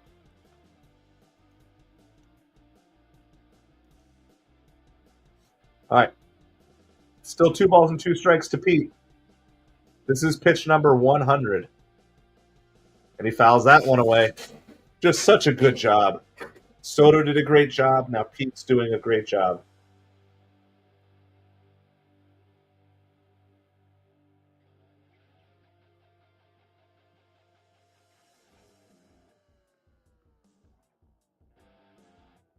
I don't know. Well, this is pitch 101. I'm just absolutely shocked that they're letting them go that far. Pete rips it. It's deep. Left field to the gap. Bounces up against the wall. Extra bases easily. Soto's rounding third. He's heading home, and he is going to beat the throw. It is an RBI double for Pete Alonso. 3-1 New York Mets. Way to go, Pete. Pete's been absolutely on fire. That was the 8th pitch of the at-bat. You got to take out Sears now. I know they were trying to get him through the inning, but I can't do that. And then Canning's pitch count. Let me look. Sorry. I missed it. You were asking about Canning. Hold on. Canning's pitch count is 56. So yeah, he's got a real legit shot to go 6 or go 6, Corey, or maybe even get into the 7th if he can be pretty efficient here. I mean, we'll see. Obviously, pitchers can turn on a dime. All right. We are going to get our pitching change here. That's Pete's 6th double on the season. Yes, Redman, Braves lost, Phillies lost, Marlins lost. The only reason that the Nationals won is because one of those teams had to face the other, as the Nationals beat the Marlins. So it's been a good day. So if the Mets win this game, I believe. Excuse me. I believe they retake first in the division. I'm trying to see the most pitches. Obviously, it's kind of a moot point now, but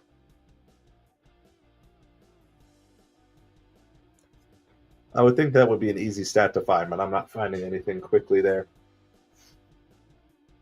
I appreciate everybody hanging out with us here tonight. The Mets just took a 3-1 lead. We're at a commercial break for a pitching change, so you're not missing anything. Go ahead, hit that like, hit that subscribe. Let me just look up the standings here real quick. It is Starling Marte due up here. We'll see, depending on who they bring in, if the Mets also bring in a pinch hitter.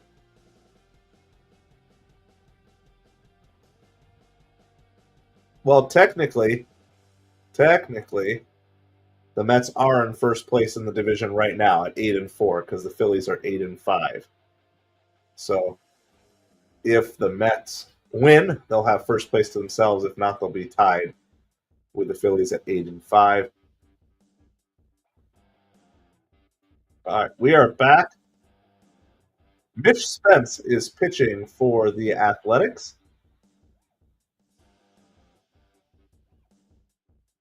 One run in so far in this game. Sorry, one run so far in this inning. It is 3-1 Mets in the game.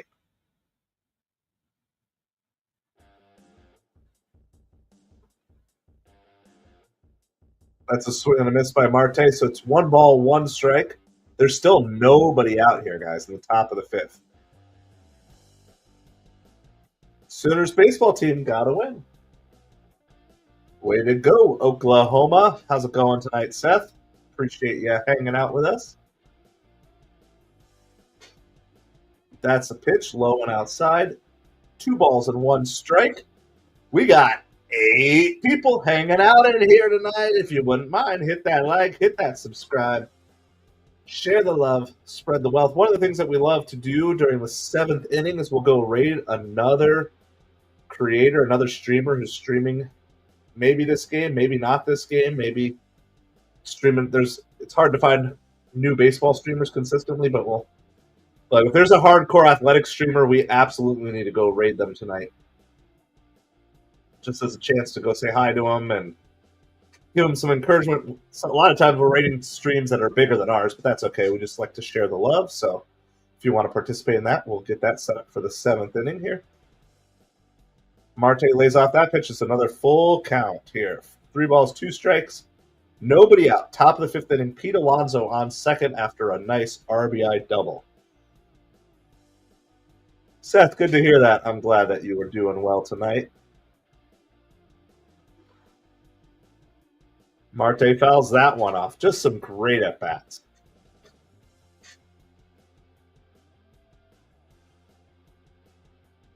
So just the first 3 batters in this inning have 22 pitches so far, which is crazy, and there's no outs. That's between Soto, Alonso, and Marte, 22 pitches. Marte pokes that one out. That's going to be in center field. Alonso's not going to be able to tag on that, so it's going to be first out of the inning. It's a good swing. It just ball didn't go to a good spot. So it's going to be the first out inning. Brandon Nimmo is up, and Nimmo already has a home run in this game. So we'll see. We'll see if Nimmo can really just looking for a single here. A single almost certainly scores a run unless like an infield hit, but certainly any single to the right side. Ooh, that's a generous strike call there. No balls, 1 strike to Nimmo.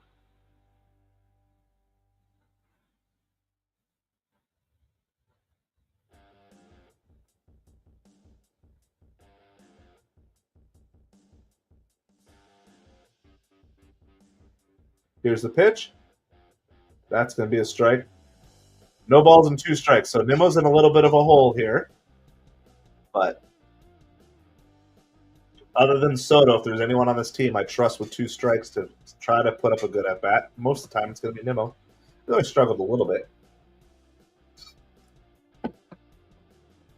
He fouled that one away. Exactly what I would expect Brandon Nimmo to do. Still no balls and 2 strikes. We're in the top of the 5th inning. Mets are up 3-1, most recently scoring on an RBI double by Pete the Met. Pete the Met. Almost a home run by Pete the Met. Let's see what Nimmo's got here. Fouls that one away too. Again, just great job by the Mets batters this inning.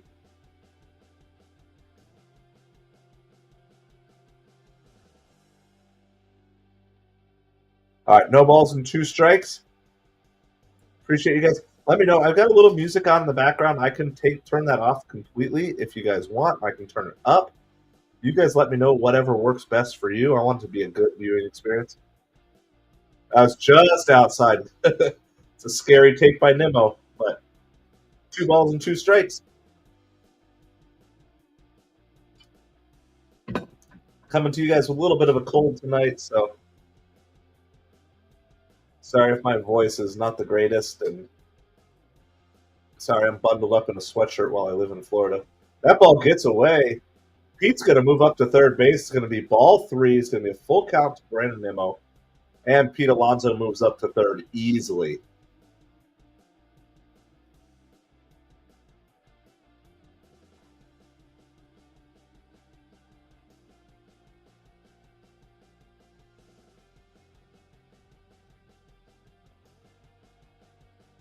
I guess it's just 2-2. I was thinking it was a 3-2 count. I guess it's just a 2-2 count. Unless the scoreboard is wrong. They're showing 2-2. For whatever reason, my head thought it was 3-2. But I know Nimmo got behind. All right, so Nimmo's up. Now Pete Alonso on third with 1 out. So now you're just looking for a ball to drive, just looking for the sacrifice fly to score the run home.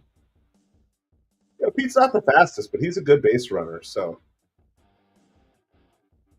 and that's ball 3. Full count. This relief pitcher is already up to 14 pitches.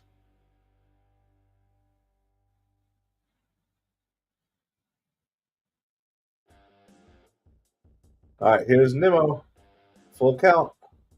Got him swinging on that one. So there's 2 outs. It's time for Swaggy Marky V to come through here. Mark Vientos.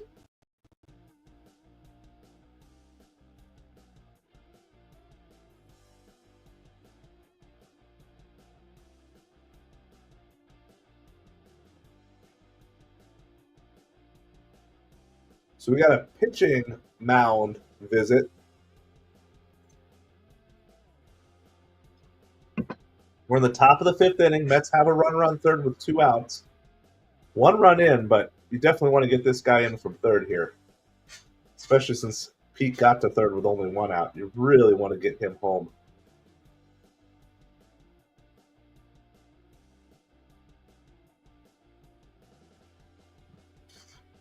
So we'll see what Mark Vientos has to offer here.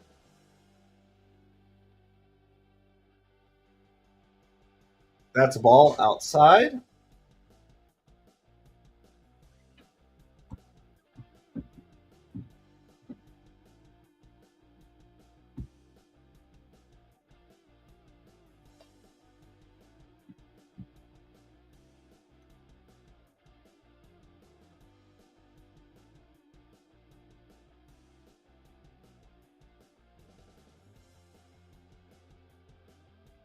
All right, here's the pitch. 1-0 pitch to Vientos.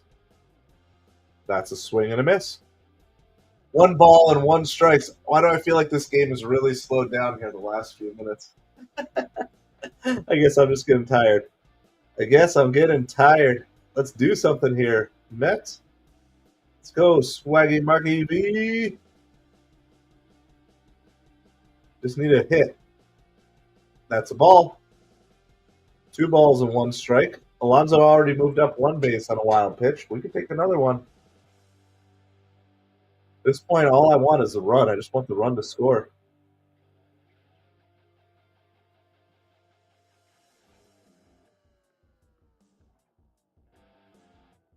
All right, here we go. Here's the pitch to Vientos. That's in the dirt. 3 balls and 1 strike. I think we're going to probably move to a standing desk here after this happens. Because I don't want to fall asleep on the stream. That might be entertaining for you, but that's not really the goal. I'm warm, I'm comfortable, I'm sick. Be easy to fall asleep here. Ooh, it's a strike. That was tight. Full count. Vientos thought that was a ball. Full count. 3 balls, 2 strikes.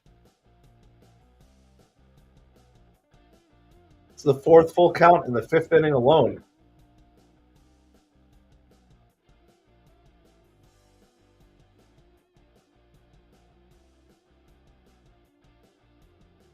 All right. We'll see what Vientos has here. He does take that one as ball four. That was close. So it's a little further away than the last one. So Mets have runners on first and third. Every Brett Beatty hater's favorite player right now, Luis Angel Acuna, is coming to the plate.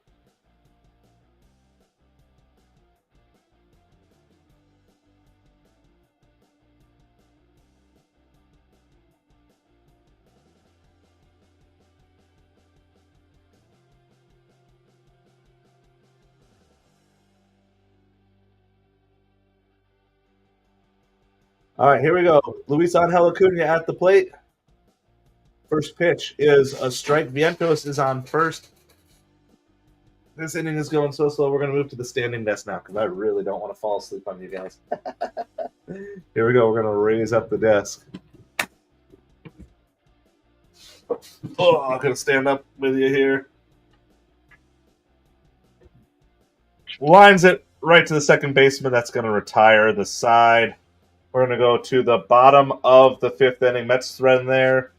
Scored one, but had an opportunity for more, and we're not able to convert. So we're going to the bottom of the fifth inning. Give me like 15 seconds. I'll be right back with you. We're on commercial break.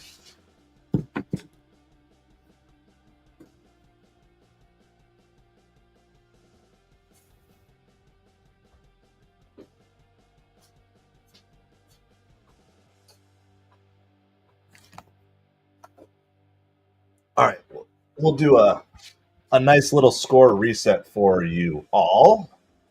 This Mets game, is 3-1. Mets over the Athletics. In the bottom of the fifth, Mets have had a lot more chances than that. This easily could be 5 or 6-1. Griffin Canning also has worked out of some trouble, so could also easily be 3-3, or Mets could even be down a little bit because they got some good breaks, including a runner running on contact on a simple ground out. Runner running from third on contact grounder to Pete, who was able to gun it out at home. So, we got that. Hello, everybody. My name is Craig. Welcome to MetropoliFins, YouTube's smallest New York Mets and Miami Dolphins channel. Appreciate everybody hanging out with us here tonight. 3-1 Mets. All right, here's the rest of the scores. I can share that with you guys. Hold on. Share the full scoreboard. We've kind of gone through all the completed games. We'll just go through the ones in progress here. No, not that one. There we go. That's the one we want. So the game's still in progress. Padres over the Rockies 8-0 in the ninth. Brewers over the Diamondbacks 3-0, top of the ninth. Rangers have come back to tie it up. It's the bottom of the seventh, 3-3. That was a Jacob deGrom started game. So I know deGrom gave up 2 home runs. I don't know how the Mariners scored their other run. And the Dodgers are up 3-0 on the Cubs. That's in the bottom of the sixth inning. All the other games are final. Tigers beat the Twins 7-6. I think that was the only game that we were covering before that's now finished.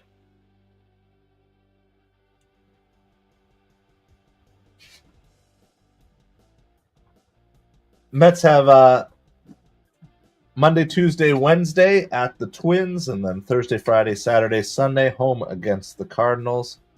Griffin Canning is still pitching. He's down 2 balls and no strike to Gio Urshela.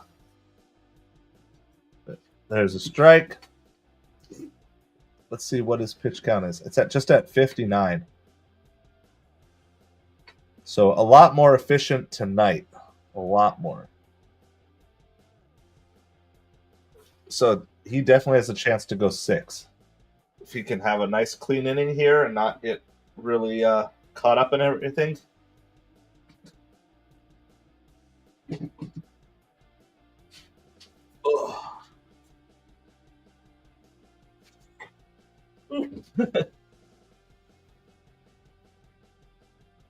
This ball is lifted foul far down the right field line, but he missed it.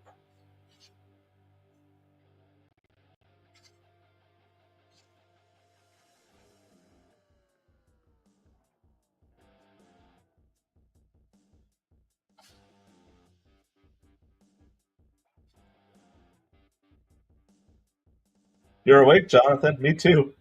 Barely. I had to stand up because I was like starting to get dozy. And like the worst way to run a baseball stream is to fall asleep on it. 3 balls and 2 strikes to Gio Urshela. Good after or good evening to you, Jonathan. Happy Friday. So far, happy day for the Mets. So far. Definitely still missing out on some opportunities to convert. Full count here. Canning to Urshela. Bottom of the 5th. That's ball 4. I'm jealous, Jonathan. I'm jealous. So leadoff walk for the A's here. Griffin Canning has been pretty good or okay, somewhere between pretty good and okay. The scoreboard looks good, but he's definitely had his fair share of troubles tonight. But overall, significantly sharper than his last performance, where he basically pitched 4 innings. If he doesn't get into big trouble, he definitely has a chance to go 6 or maybe even pitch into the 7th. Grounder to second. Acuna throws it to Lindor. They're only able to get the lead runner, but they'll take that, keep the double play in order. So there's going to be 1 out here in the bottom of the 5th inning.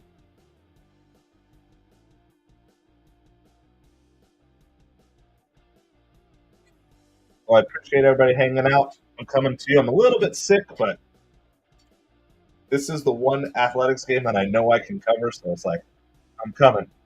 I'm going to be here for you. Hopefully we'll get a Mets win out of this one. Butler's hitting for the Athletics. 1 ball, no strikes. Canning's looking for the double play here if he can get it. It would be the great way to kind of short-circuit this inning from turning into anything worse. That's a liner into center field, and Jose Alexa makes the catch out in center field.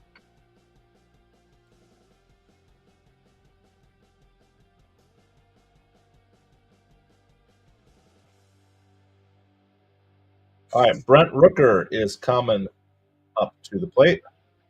Rooker had a nice triple, but then was thrown out at home, running on contact on a ground ball. But definitely a power threat here.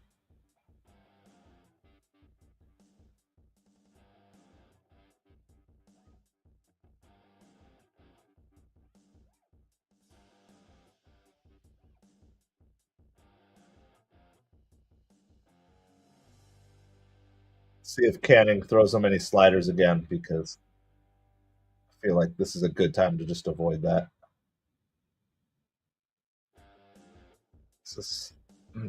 That's a slider outside of the strike zone. 2 balls, no strikes to Brent Rooker.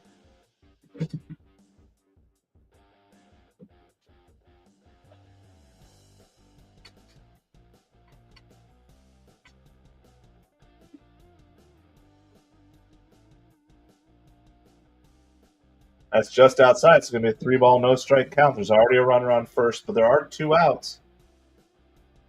So we'll see what Canning can do here. Soderstrom, who's also absolutely on fire to start the season, is on deck. So we want to try to figure out how to get Rooker here. That should be a strike. Wow, that was a ball. That one looked really close. Surprised on that one. I'd call that a strike. They didn't have the box up on it, but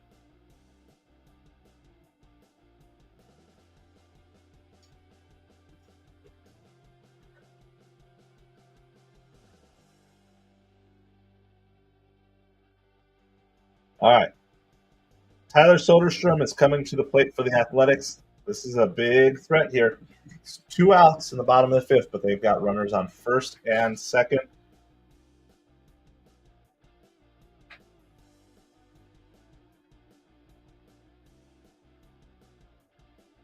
So we'll see.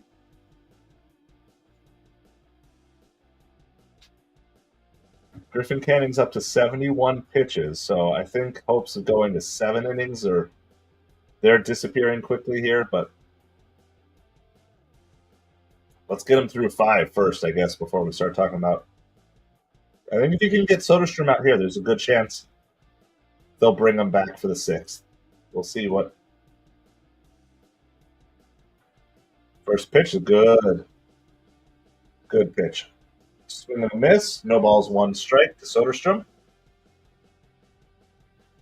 Who scored for the Mets? How's it going, Bob DeSanti? All right, so in order. In the 2nd inning, Brandon Nimmo hit a home run. They did a pickoff play, went off Lindor's glove, but Acuna backed it up. So runner was unable to advance. All right, so Nimmo scored. He had a home run. It was an absolute beautiful swing. Probably the best swing I've seen Nimmo have this season so far. And then later that inning, Acuna hit a double, and then Luis Torrens hit a double to score Acuna. So that's how the Mets scored twice in the 2nd inning. And then in the top of the 5th inning here, it was a Pete Alonso double that scored Juan Soto. So Pete Alonso double. It was a nice hit. Pete's still locked in here. But it was a very nice swing by Pete.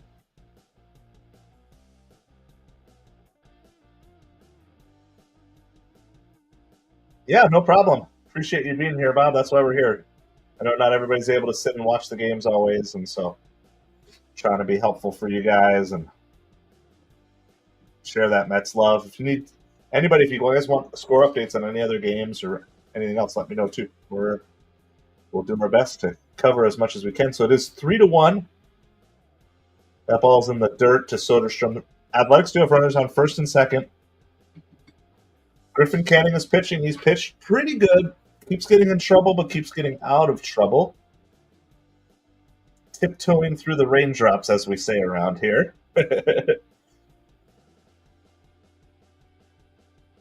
So there are 2 outs here. So Canning's just trying to figure out how to get out of this inning.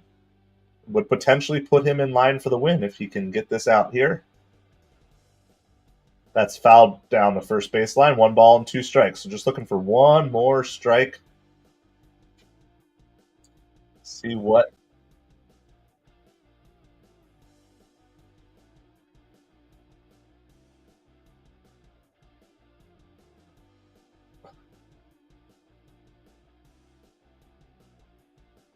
All right. 1 ball, 2 strikes, 2 outs. Bottom of the 5th inning. There are 2 runners on. Tyler Soderstrom at the plate. Griffin Canning pitching for the Mets.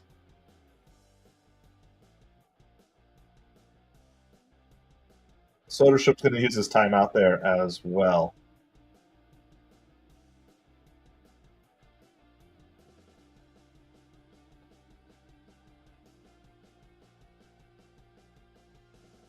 All right. Like I said, pace of play is definitely feels like it's been slowing down as this game has been going on.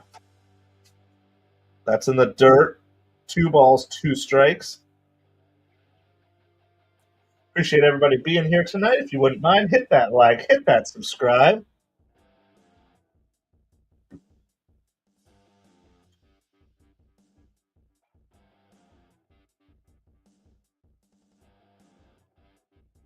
Cool. I'm in South Florida as well, Bob. I'm down in the Naples-Fort Myers area. So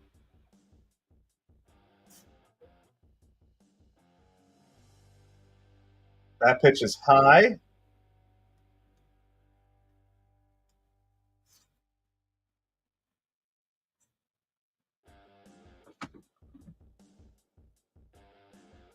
All right, so it's bases loaded.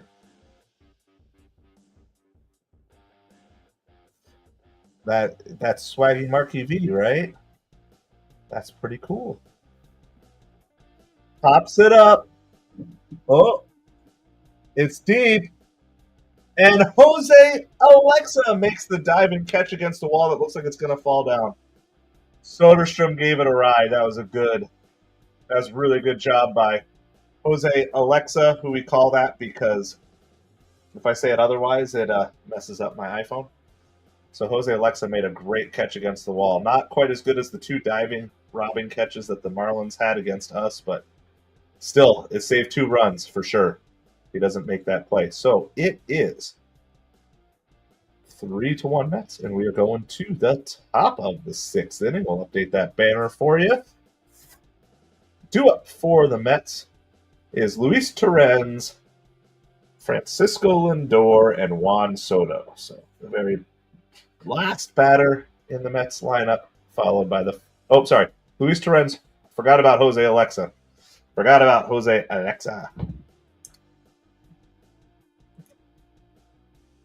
So, anyway,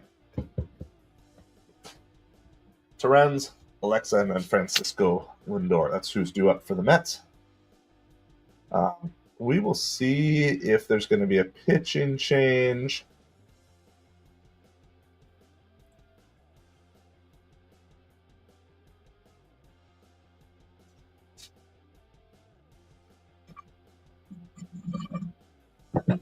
My voice and my throat is going downhill fast. We're gonna do our best. I might have to go get some more liquid refreshment here in a little bit.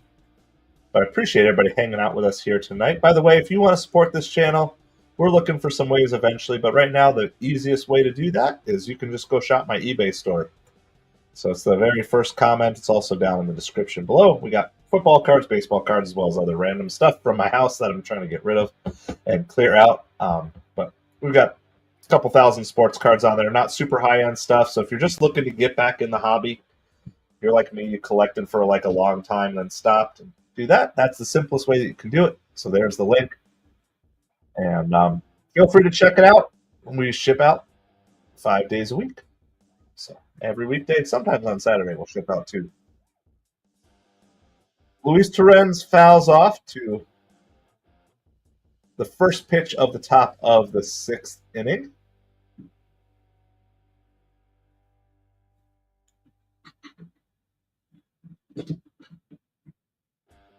Torrens does have a key hit in the game today, the double that scored Acuna, which right now was the go-ahead run.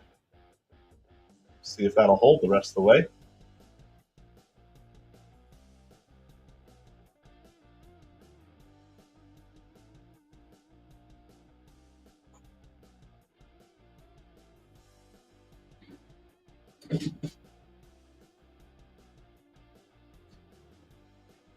All right, that is low. 1 ball, 2 strikes to Luis Torrens.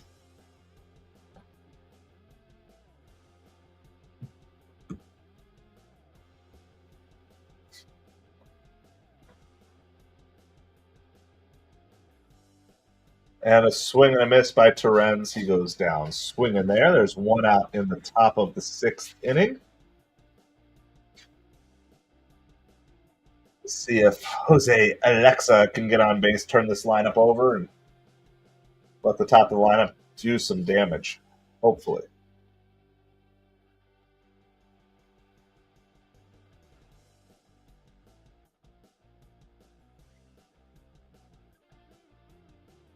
First pitch is a strike. By the way, I remember watching Oakland A's games in Oakland last year and previous years, and that guy who was just like nonstop drumming the whole time. I got to say, personally, just not as a fan of the team, just watching, it's really nice to not have a constant drumming going on the whole game. I know it's like part of the culture of the Oakland A's and what it was, but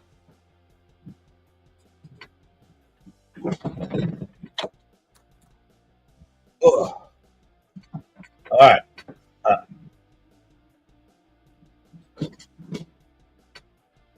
So it is 1 out here, top of the 6th, no balls and 2 strikes.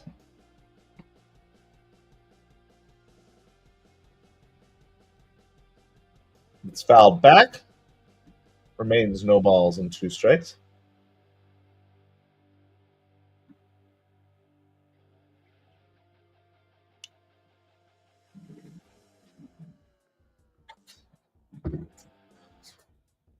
It's getting late. It's after midnight. Happy Saturday to those of you on the East Coast like me.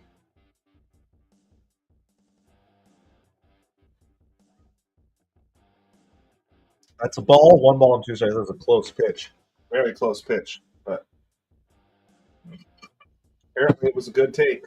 So, all right. Top of the 6th, 1 out. Lindor waiting on deck here.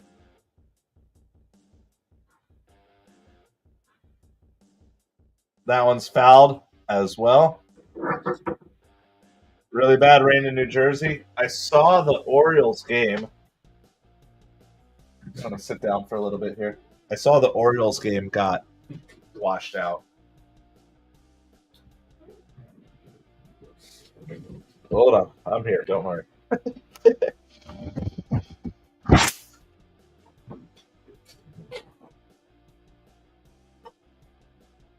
Siri lays off that pitch in the dirt.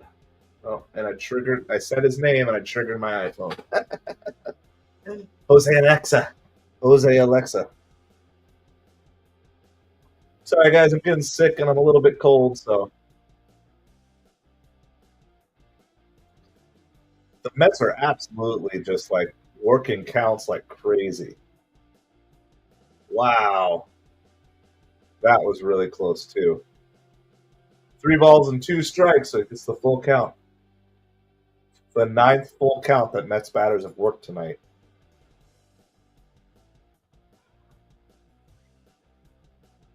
And Siri fouls that one off, too. Just some really good at-bats.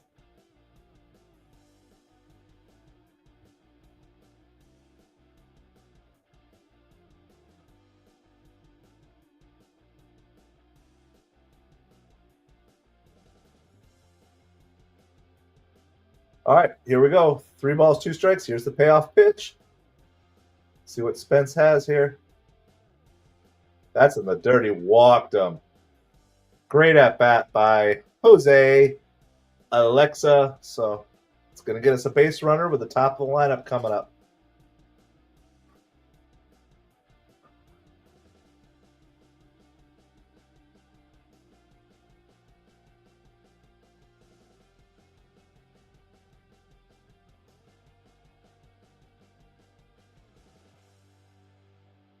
Lindor is up. Soto on deck. Pete Alonso in the hole, so the Mets have a chance. First pitch is a strike around the knees. No balls, 1 strike to Lindor. Lindor's already 0 for 3 on the day.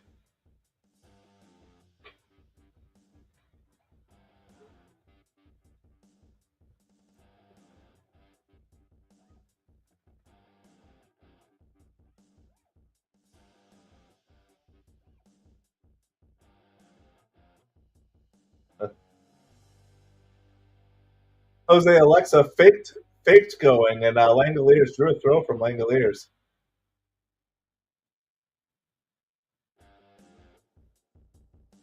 But Jose Alexa goes back to first, so it's no balls and 2 strikes to Lindor. 1 out here in the top of the 6th inning. Mets are trying to figure out how to get another run or 2 across the plate. That's outside. 1 ball and 2 strikes.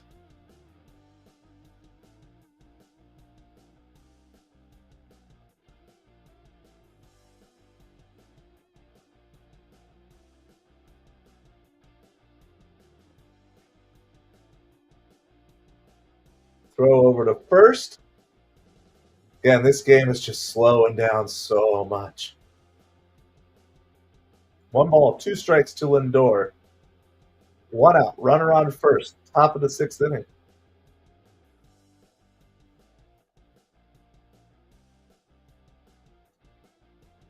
Lindor fouls that pitch away. Just a really good 2-strike approach from so many Mets hitters tonight.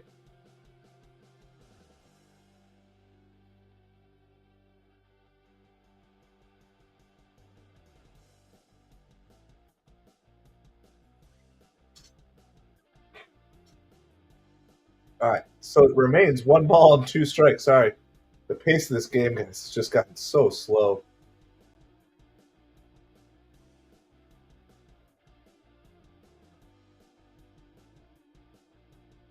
Lindor taps that.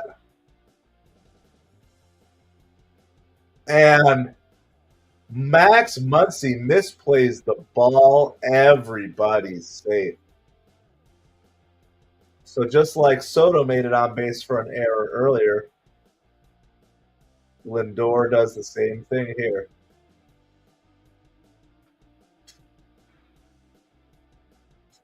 It's always, as a Little League coach, not like I cheer for errors, but it's always a little bit of a humbling thing. Like, yeah, even the big leaguers make errors. Like that play right there. That's like the type of play my team has struggled to make all Little League season. Guess what? Major leaguers struggle to make those sometimes too. Just got to shake it off and go from there. All right, Soto swings on the first pitch here, top of the sixth. No balls, one strike. Juan Soto at the plate. We got Jose Alexa, quote unquote, on second, and Francisco Lindor just reached on an error. Second time Mets have reached on an error today. That's outside. 1 ball, 1 strike. 1 out here, top of the sixth inning. Mets are up 3-1. Spence, the relief pitcher, he's already at 43 pitches. He's got to be getting tired already. Foul ball on the curveball. 1 ball, 2 strikes. Appreciate everybody being here today. If you wouldn't mind, hit that like, hit that subscribe. Mets are trying to bust this game open. They just keep getting in these situations, but not. That's a ball. 2 balls and 2 strikes to Soto.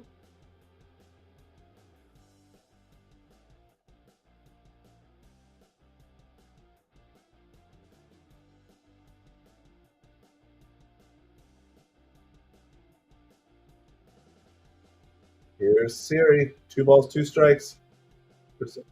Soto. Here's Soto. 2 balls, 2 strikes. Now it's 3 balls and 2 strikes. Pete Alonso, who's 2 for 2 on deck. Full count to Soto. I believe this is the 10th full count for Mets batters this game. Absolutely phenomenal, patient performance. And that's in the dirt, and that will load the bases.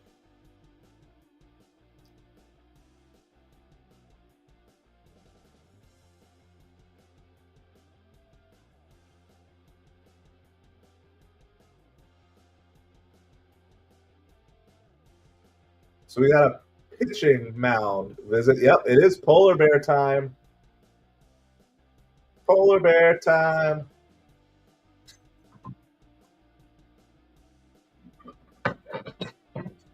Oh.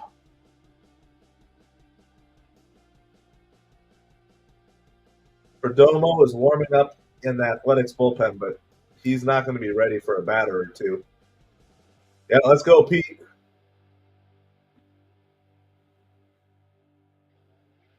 Pete's 2 for 2 this game with a single, double, and a hit by pitch. Let's see what he can do here. It's also only 1 out. Of course, you want the big hit, but even a sacrifice fly scores 1 right now. So I'm sure Pete's looking for something to drive. Let's do it, Pete.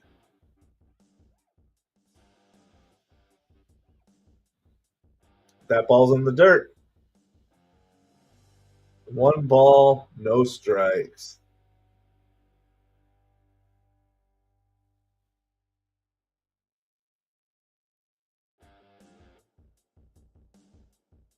All right, let's see. Pete Alonso, 1 ball, no strike. Top of the 6th inning. That's inside. 2 balls, no strikes. Well, the further it goes, the more patient Pete can be. If you're Pete, you're literally locked in on your drive zone, whatever zone you think the ball needs to be for you to hit a long fly ball to the outfield or a long line drive to the outfield. Pete rips that one down the third baseline. That's going to be a foul. 2 balls, 1 strike.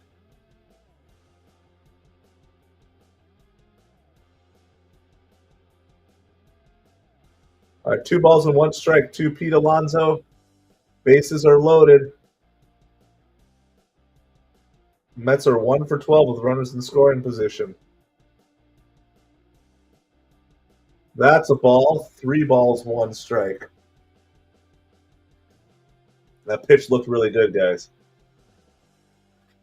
So, Pete can afford to take that too, being ahead in the count. Pete's in fastball, maybe. He pops it up. He missed it. Let's see. Butler's under it. Jose Alexa is going to tag.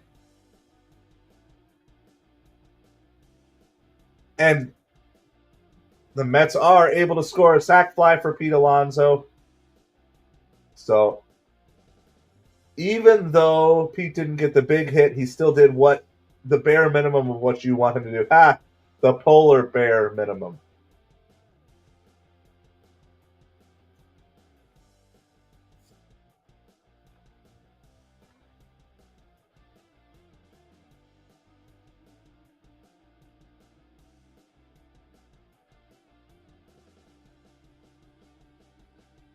All right, so the Mets do score.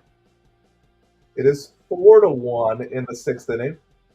Take that. This is Starling Marte at the plate here.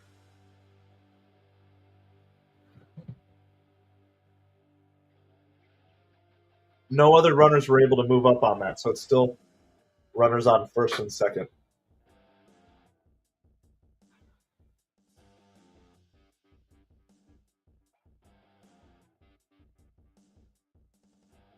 All right, 1 ball, no strikes to start, Mart. See if we can keep the inning going. Brandon Nimmo on deck. He already has a home run tonight. Marte drives this one. That's going to go over the head of the center fielder. Lindor scores. Soto scores. 2-run double for Start Mart. Finally, 6-1 New York Mets.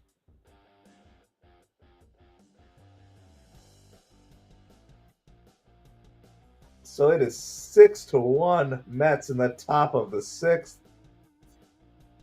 As a nice "Let's Go Mets" chant breaks out in Sacramento. Marte Parte.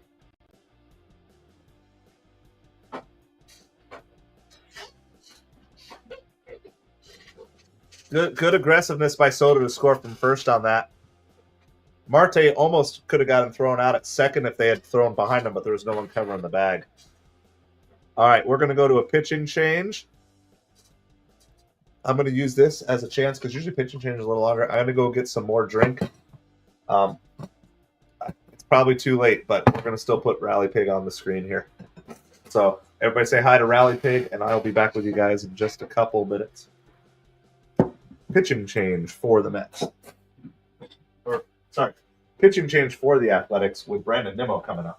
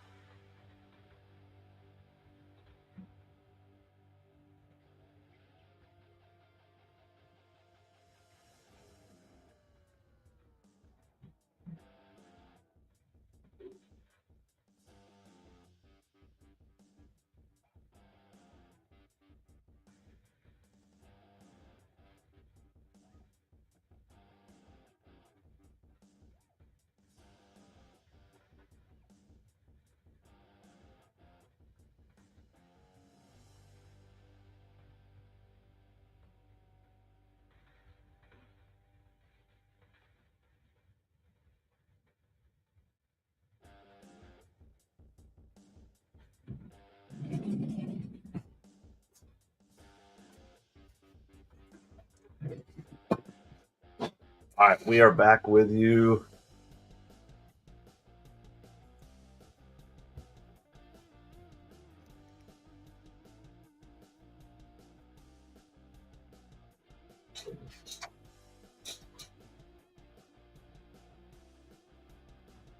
All right. That's fouled by Nimmo. It's 2 balls and 1 strike to Brandon Nimmo.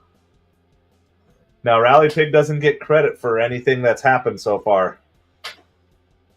So Rally Pig's been in kind of a slump, so we'll see if he doesn't get retroactive credit, only future credit here. There's a swing and a miss by Nimmo. 2 balls, 2 strikes, 2 outs. Runner on second, top of the 6th. Mets are up 6-1.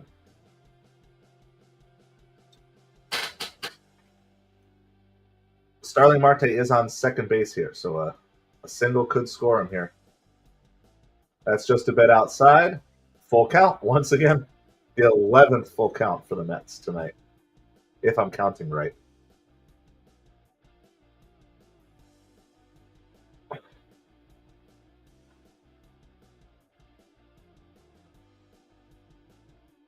And that's inside. And Brandon Nimmo gets the walk. Another patient at bat. They said the Athletics have pitched over 160 pitches so far. Over 160 pitches this game. And we're at the top of the 6th inning.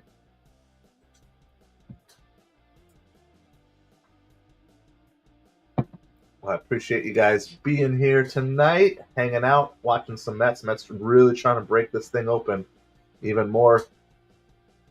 First pitch is a ball. This is Marky V. Swaggy Marky V. Yep. Oh, the patience of the entire team tonight has been great. Nobody's stressing. Everybody's working the count. Even if they sometimes make an out, just making the count go to 3-2 and fouling off pitches. That's high. Now, I'm going to say this umpire strike zone is a little sus to me. There's definitely been some pitches for both teams that I've kind of disagreed with, but without the ABS and the box on the screen always, it's kind of hard to know.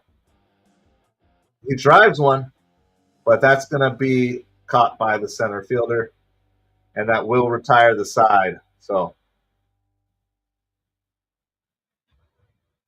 going to the bottom of the 6th inning, it is 6-1. Mets over the Athletics. So I appreciate all you guys being here. I'm going to spend a couple of minutes here while we're on commercial break, but you guys can ask any questions or say anything that you guys want. We're going to find a creator, see if we can find an Athletics streamer that we can raid. Do you think there's someone out there streaming as an Oakland Athletics fan? I don't know. Let me see what I can find. Because we're going to try to find someone so we're ready to go for the... So we got to find a content creator who's streaming the game, who also has chat on. I'm trying to find ones that we haven't done in a while, or ever. Oh, Frank the Tank is streaming. Should we raid Frank the Tank, guys? Because Frank the Tank is both a Mets and a Dolphins fan. Should we raid Frank the Tank?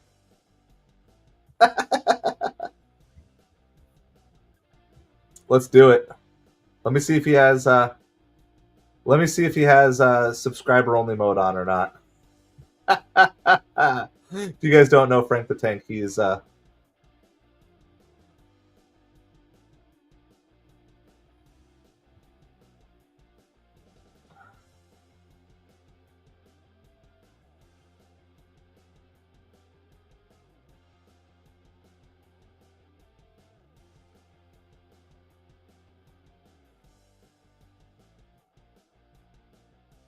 yeah.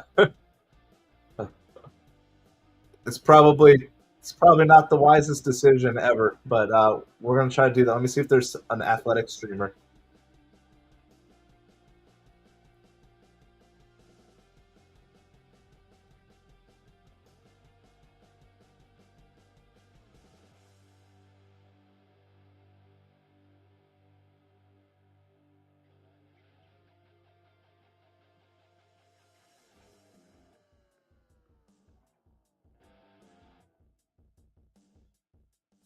Oh, there's a couple people streaming tonight. We'll let me see if I can find a couple more. That's ripped down the line by Langoliers.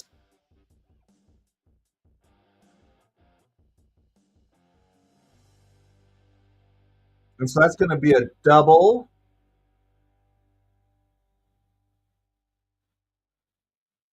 Leadoff double for the Athletics here. So what do you do with Canning? Because you're up by 5, you could maybe give him one more batter. I don't know. He's only at 80 pitches, so if you're trying to stretch his arm out.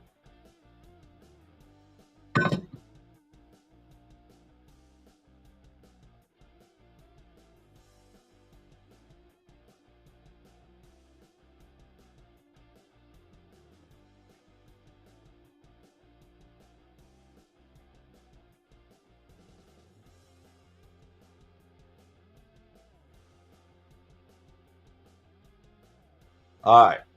Let's see. So we got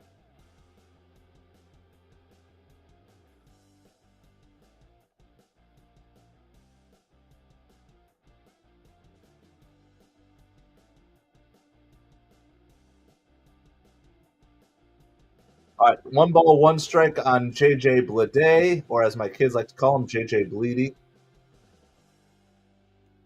That's a liner out to Soto in right. Soto makes a good play on that. Throws it back in. Nobody advances. 1 out here. Bottom of the 6th inning.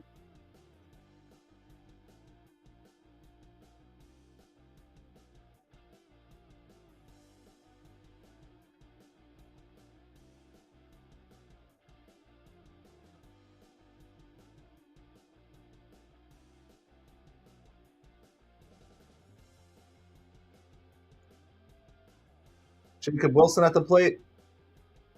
That one's going to line over Acuna. Langoliers is going to be waved.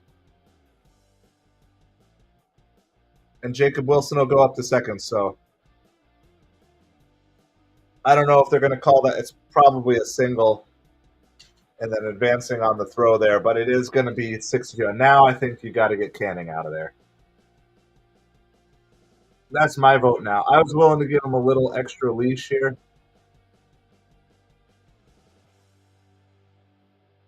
Yeah, Juan Soto missed the cutoff man on that one.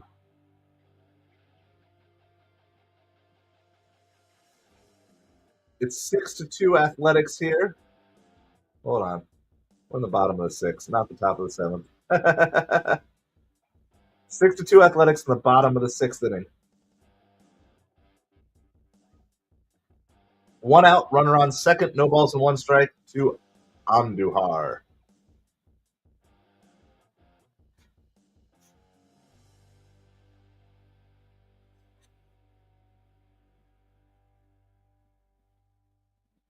And that's a home run for Andujar.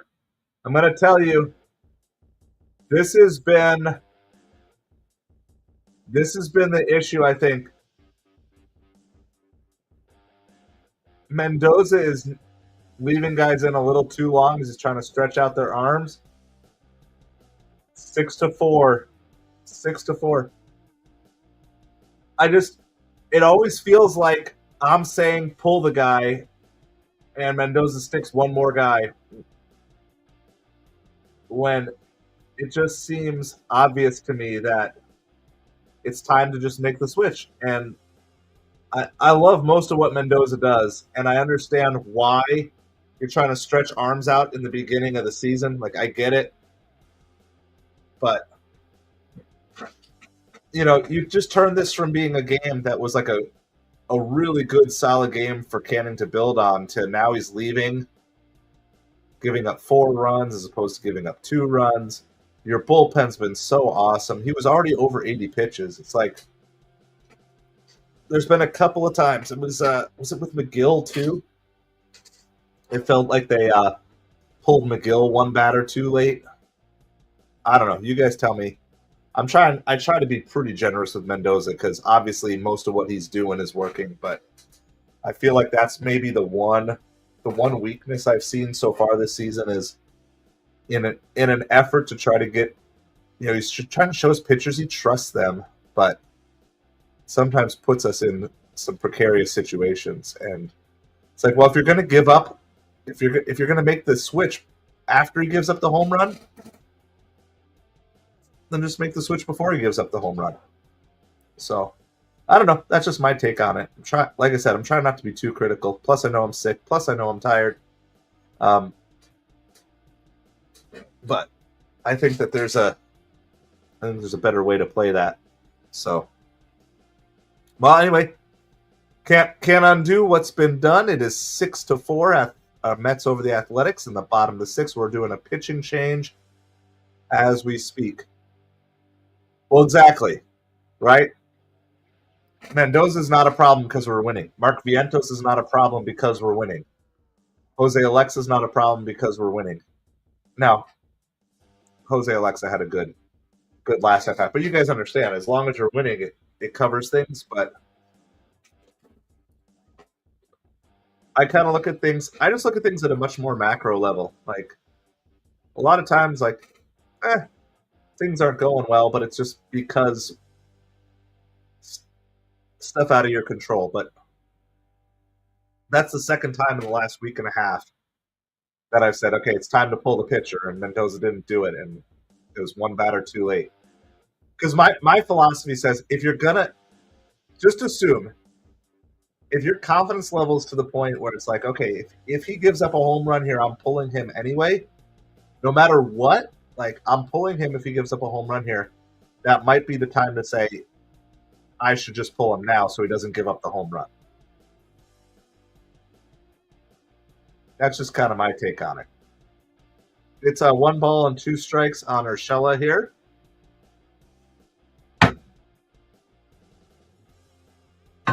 It's Reed Garrett in for the Mets. But it is true, winning covers everything. And there's a swinging strike. So that's the second out of the inning.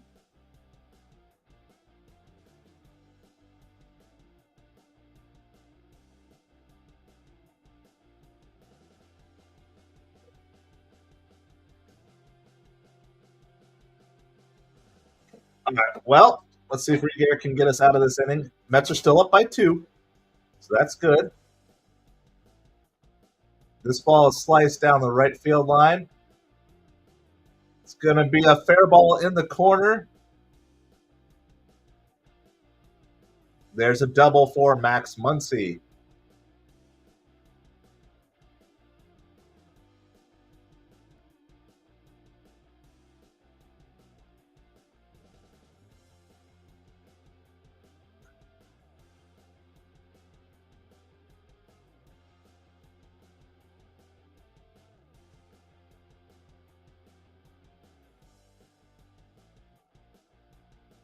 Muncy did a good job adjusting to that pitch, too, to turn it inside out. Yep. Well, and that's where I think it's the same thing right now, Jonathan, with Vientos. Why is Vientos getting a pass? Because he's built up some goodwill.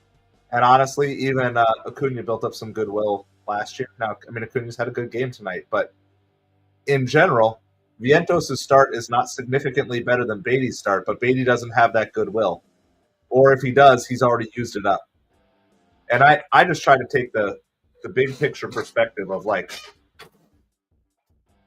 and look, if the payoff is Griffin Canning pitched a couple more pitches this game, so he's going to be able to go further in a future game.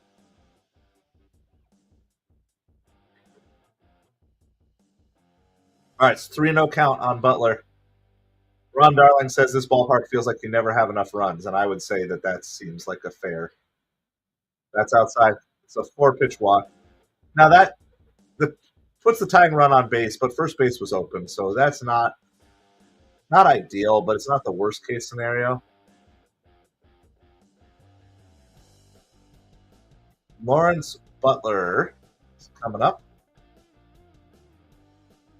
So good thing the Mets scored 3 in the top of the 6th because the A's have scored 3 in the bottom of the 6th. Brent Rooker's at the plate. He already has a triple in the game.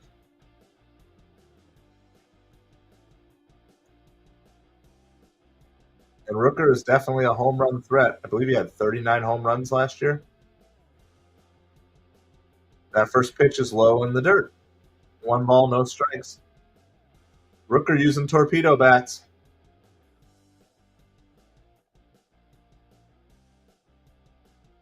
So I would assume if you're pitching to the bat, right, you kind of either go inside or outside.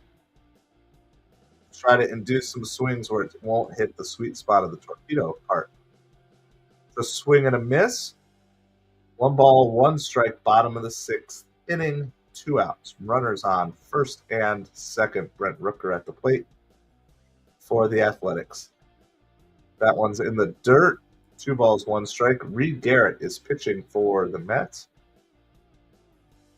Mets trying to figure out how to get out of this inning with a lead.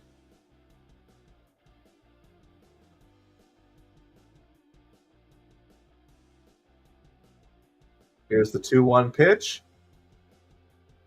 That's outside. Reed Garrett struggling to find the strike zone. 3 balls, 1 strike.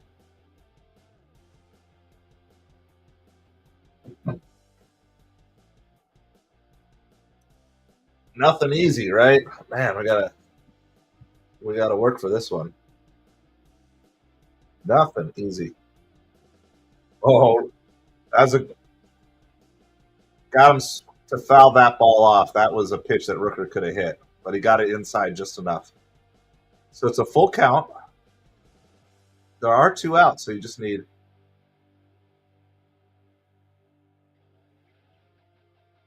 see what Reed Garrett can do. And do a splitter that's going to follow the strike zone. And he held. He did do the splitter, but Rooker laid off. 3 balls, 2 strikes is now a walk. And we're going to have a Jeremy Hefner meeting at the mound. Bases are loaded.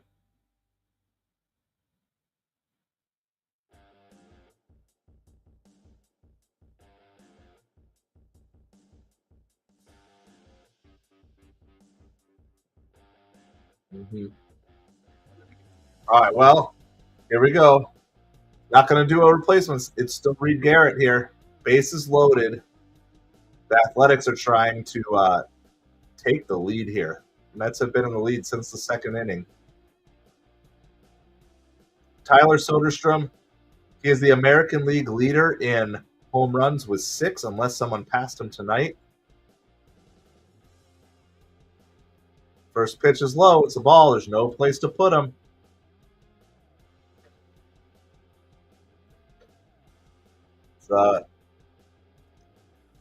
It's getting really dicey.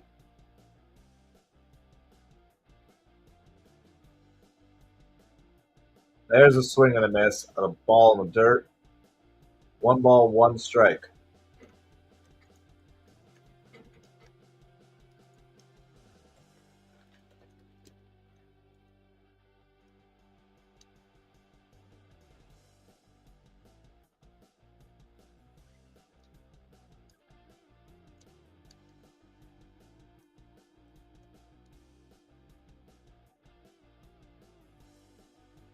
He held up on the swing there. 2 balls and 1 strike.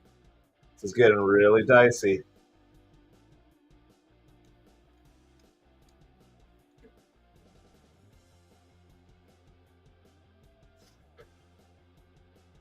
There's a pitch down the middle. That was a nice pitch. There's a cutter there by Reed Garrett. Soderstrom was not ready for that.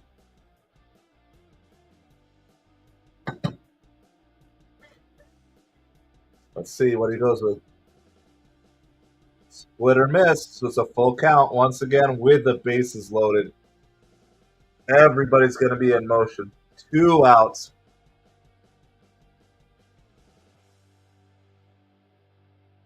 Bottom of the 6th. 3 balls, 2 strikes, 2 outs. 6-4 Mets. He rockets it, but it's directly at Juan Soto. I mean, that was a great hit by Soderstrom. He gave it a ride, but Woo! Well, that was not fun. We got out of it, though. We got out of it. So we are going to the top of the 7th inning here. Oh, hold on. That's not right. That's not right. Athletics scored more than 2. There we go. So what we're going to do in just a second is we're going to rate a couple of creators. We're going to start with the small creator first in just a second.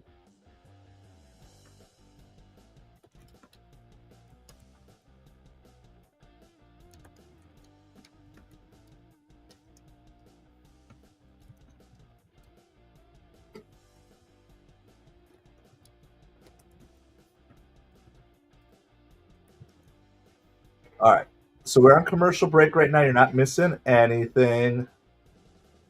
Derails. Yeah. That was not a fun inning.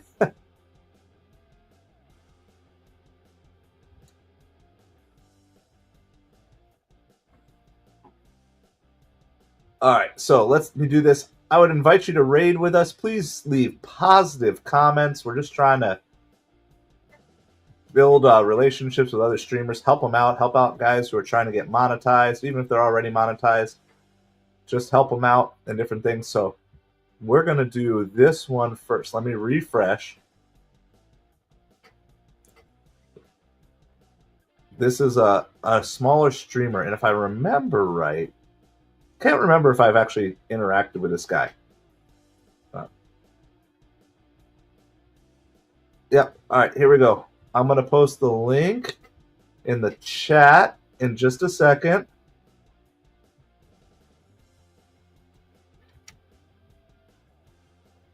All right, here you go. There's the link.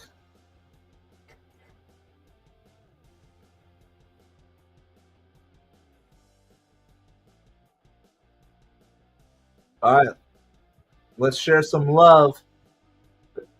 There's the link.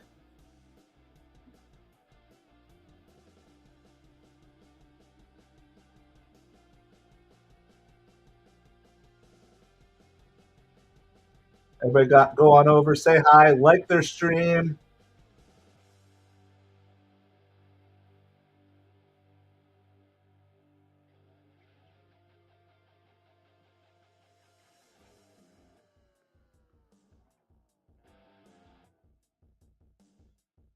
Oh, he seems like a cool guy, guys. So if it's totally your vibe, hit that sub. Let him know if you sub. Let him know if you like the stream. Yeah, awesome. Helping out. We just doubled his watchers, guys. Good work.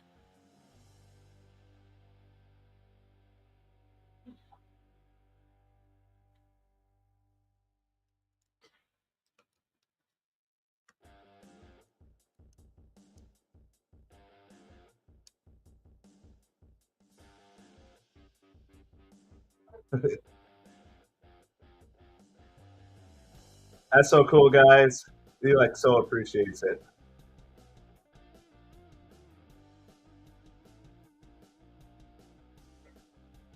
So if you like him, if you like his vibe, hit the subscribe.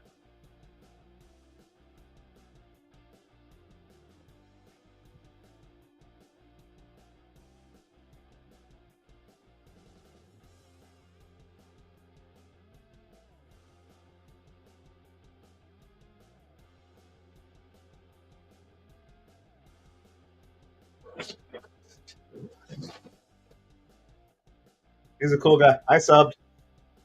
I added my sub to Mets Life, so it's good stuff. By the way, there's 2 outs in the top of the 7th inning here.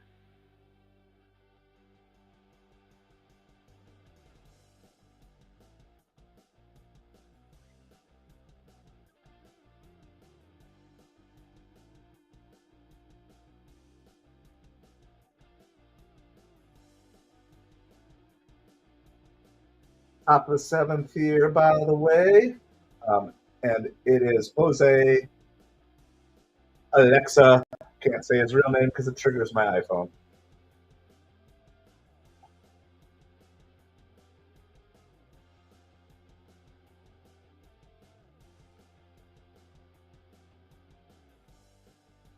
All right, we're gonna do one more. We're gonna go.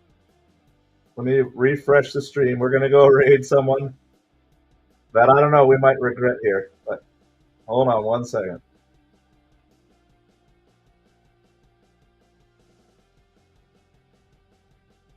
Make sure it's. Yep.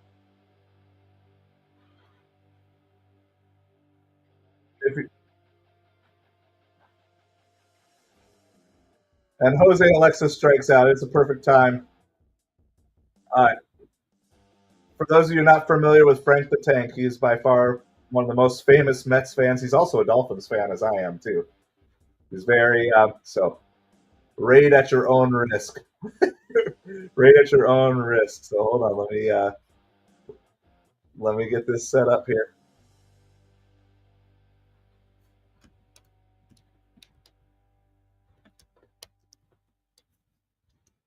All right, here's the link. Here's the link.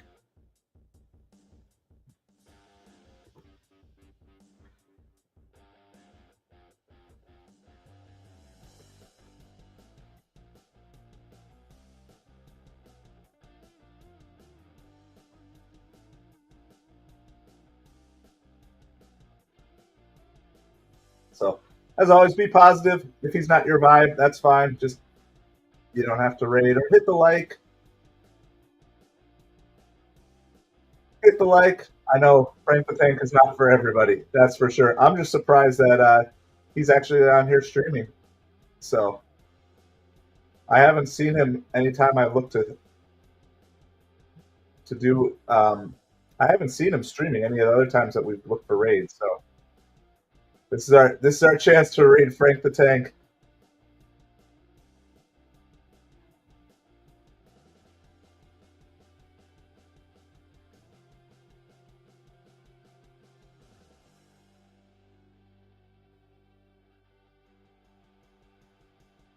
All right. Well, thank you guys for participating in raids. That first guy, he really appreciated it. So super cool. I added my sub to the first guy. I'll see if there's one more. I'm going to see if I can find an A's streamer. There's another Mets streamer.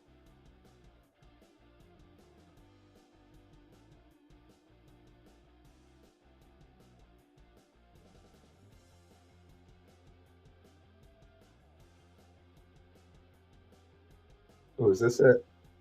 Hold on.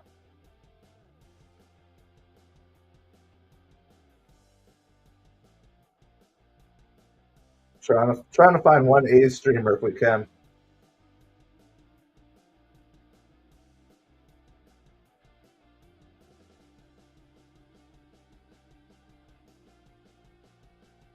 All right, Shea Langoliers is hitting for the Athletics. Ryan Stanek is pitching for the Mets.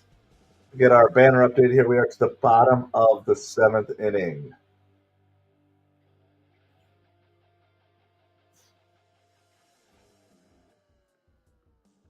It's 1 ball and 2 strikes to Langoliers.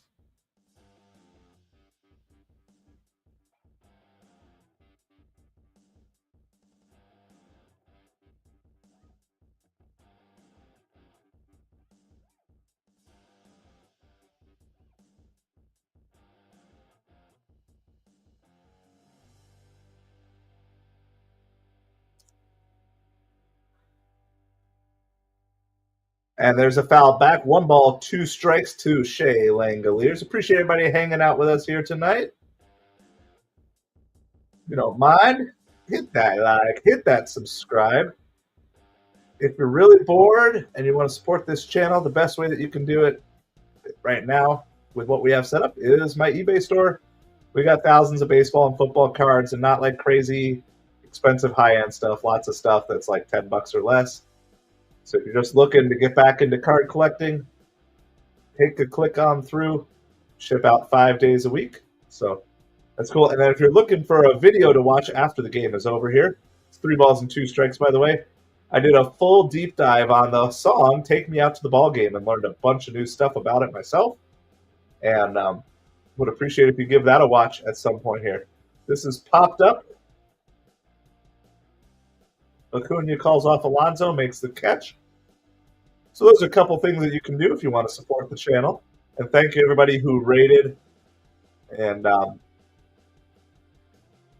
so I appreciate you guys sharing the love with other people. And I cannot do tomorrow. My daughter has a church event tomorrow, and I'm actually speaking at it. So I'm hoping my voice will hold up. So I will not be doing tomorrow. Sunday is up in the air. So,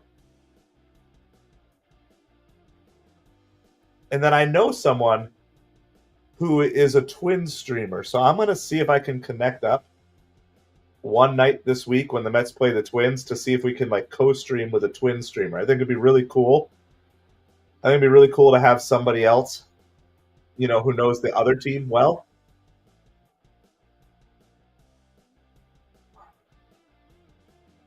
Mets need to stop walking.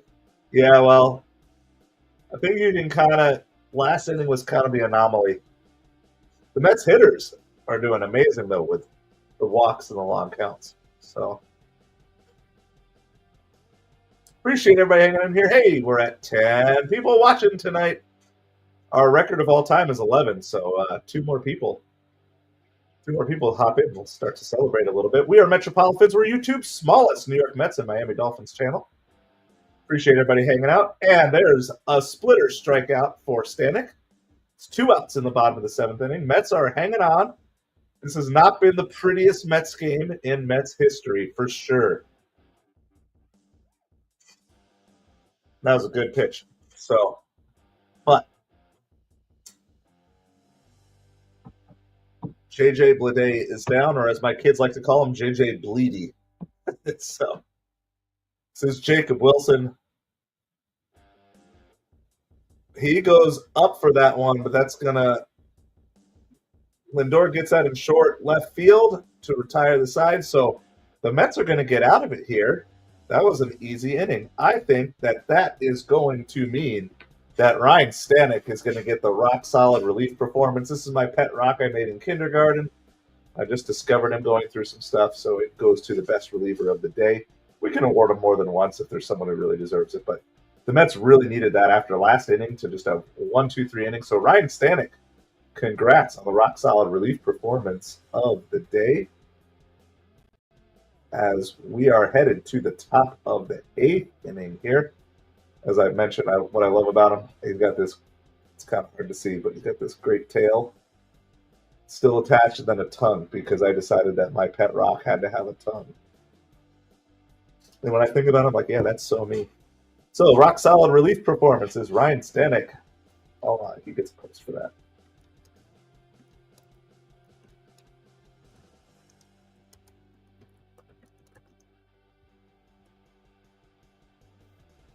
All right, so we are starting out with the top of the lineup. So, it's Lindor, Siri, Alonso, top of the 8th most likely. The last time you'll see these guys hit in this game, most likely, unless they can put together a mega rally. Mets are up 6-4, going to the top of the 8th inning.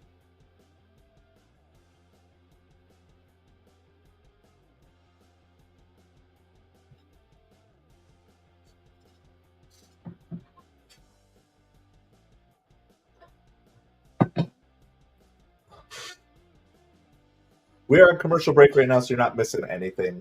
We're just kind of waiting. Jose Leclerc is going to be pitching for the Athletics. Lindor hitting for the Mets.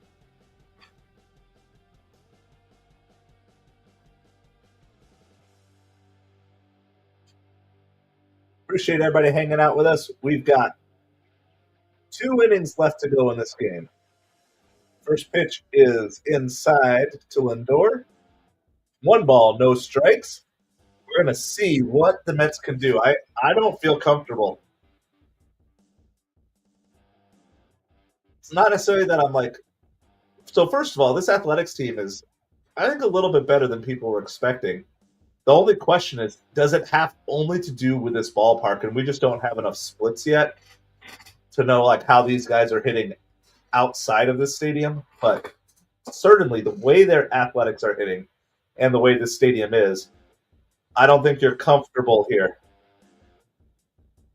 What's going on with Mark Vientos? Great question, Bob. So here's the thing. For those of you who are familiar with the channel, like D-Rels likes Vientos and it's done with Beatty. I think so. In general, the Mark Vientos, I think one of the issues is, and I talked about it a lot in the offseason, that I kind of expect a little bit of a sophomore slump, at least the first half of the season with Mark Vientos. There is so much more film out on him than what there was. And after that, he's not going to surprise anybody anymore, right? So, and when you look at who's hitting around him right now, he has zero protection. So why would you give good pitches to Vientos right now, right? When it's, you know, a struggling Beatty or a Jose Siri, Alexa, you know, that's a grounder over the pitcher's mound. Muncy makes the throw over to first, and that will retire Lindor. So I've been a little. I would like to see Vientos. This is my personal take. The top three are fine, right? You go Lindor, Soto, Alonso. I like Nimmo in the 4-hole, and then I like Vientos in the 5-hole, and then I like either Winker or Marte hitting behind Vientos to give him like a solid veteran protection behind, where pitchers know, like, look, who would I rather go after, Mark Vientos or Jesse Winker, right? Jesse Winker's got enough. So that's what I would prefer to see. And then you throw in whoever else you got, like Terens and Siri. And then I'd like to see Beatty and Acuna, either of them, both of them, whenever they're in the game. I'd like to see them in the 9-hole. So that way they have the immediate protection by Lindor at the top of the lineup. So that's kind of my thing. I try to show tons of grace to Carlos Mendoza because I help coach Little League, and it's hard enough to do. So I'm not saying he has an easy job, but just kind of looking at it through my lens. Thank you. I appreciate it, Bob. Looking at it through my lens, that's what I think it is. I think Vientos needs protection, but you can't bat him. You know, where are you going to bat him? You can't bat him 4th. He's not ready for that yet. And Nimmo's not hot enough to bat him in 4th. I think he can earn that spot, but so I just like Lindor, Soto, Alonso, Nimmo, and then throw Vientos in 5 as a power hitter to give. That should also help Nimmo see better pitches too. Then put your veteran professional, designated hitter behind. It's 2 balls and 2 strikes to Juan Soto here, by the way. Another great at bat, fouling pitches off. And then you throw in, again, whoever your center fielder is, whether that's Tyrone Taylor or Jose Siri Alexa. And then Terens. And again, this is with the current line of construction we have. Once players come back, it changes. Tapper to short. Wilson fields it, throws Soto out at second. I think Pete's going to be swinging for a homer right here. 2 outs in the top of the 8th, probably his last at bat for the day. In this little ballpark, I think 100%. And it's fine. I have no issues if Pete strikes out here. He's 2 for 2 with a single, a double, 2 RBIs, and a hit by pitch today. This is the right time to swing for a home run. I mean, he can still be patient, but yeah, he was. Swinging and miss on the first pitch. And then, I know the dynamic, but I felt since spring, Pete fouls that one away. No balls, 2 strikes. I just feel like the Mets are still short a true center fielder. I understand what they're going for Taylor and Siri Alexa.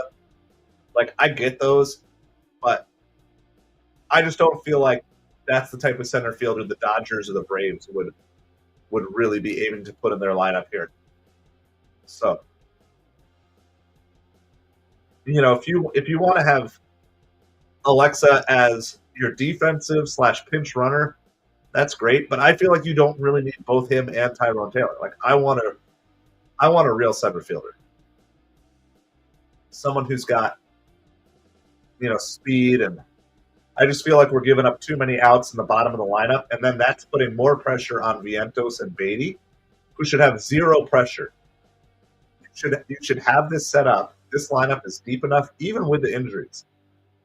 But you should have this lineup set up that there's zero pressure on Beatty and Vientos. 3 balls and 2 strikes to Pete.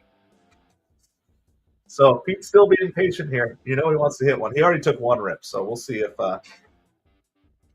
there's anything more that. Let's see if he'll get another pitch to hit. Let's see if he's going to overswing. I can see Pete swinging at a bad pitch. That's a good pitch. Fouls it back. It's a great at bat by Pete again, especially going after that first pitch, trying to wail on it. All right, Bob, hit me.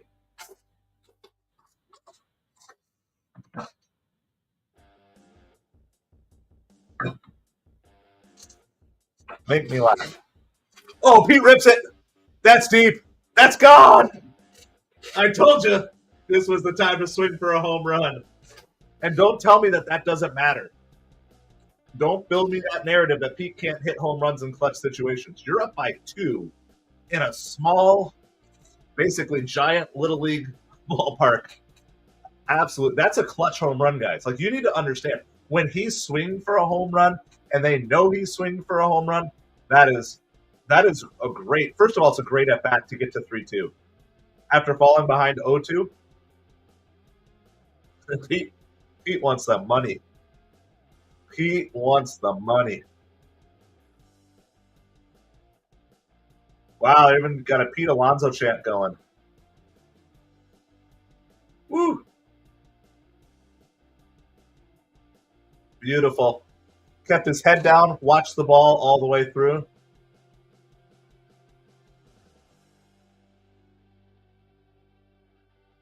That's outside. 1 ball, 1 strike.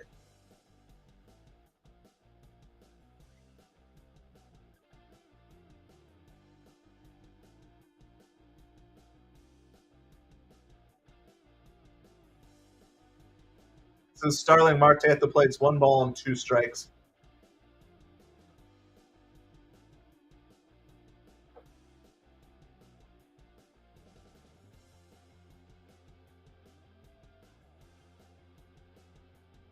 That's just a big home run. Gives your whole bullpen some breathing room. If this was still a 5-run game or something, or 4-run game, you could say maybe that's not clutch. But a 2-run game in this ballpark, where it seems like every good swing could potentially go out,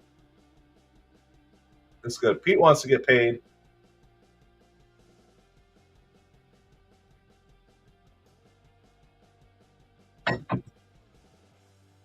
Marte pops this one out to right field. All right, that's going to retire the side, but the Mets score 1, so I got to get my banners updated here. 7-4.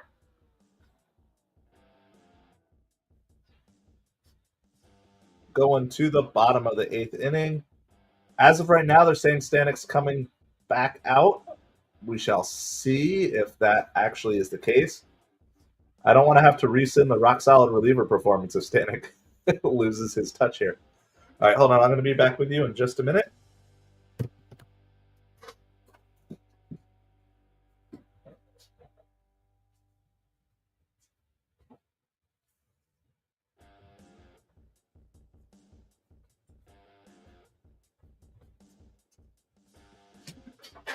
Oh.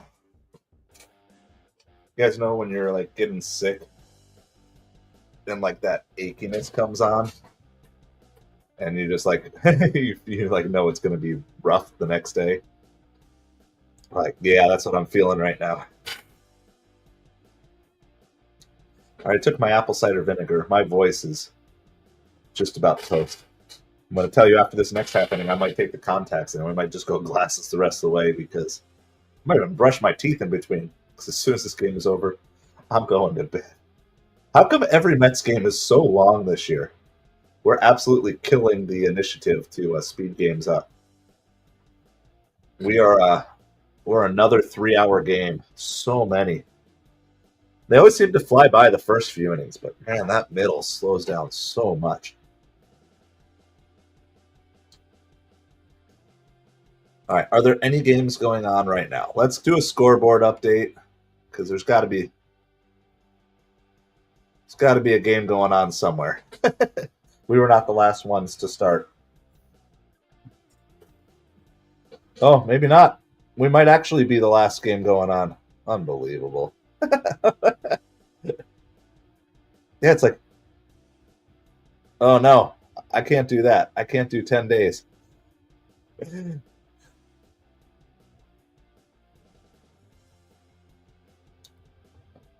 Yep. All right. So the Dodgers beat the Cubs 3-0. Man, the Cubs must be so sick of seeing the Dodgers. Brewers beat the Diamondbacks 7-0. Mariners came back. Well, the Rangers had tied it up, but all right. AJ Minter is pitching for the Mets. So anyway, Mariners beat the Rangers 5-3. Padres beat the Rockies 8-0. Twins lost to the Tigers 7-6. Astros dismantled the Angels 14-3. White Sox won the Battle of the Sox over the Red Sox 11-1.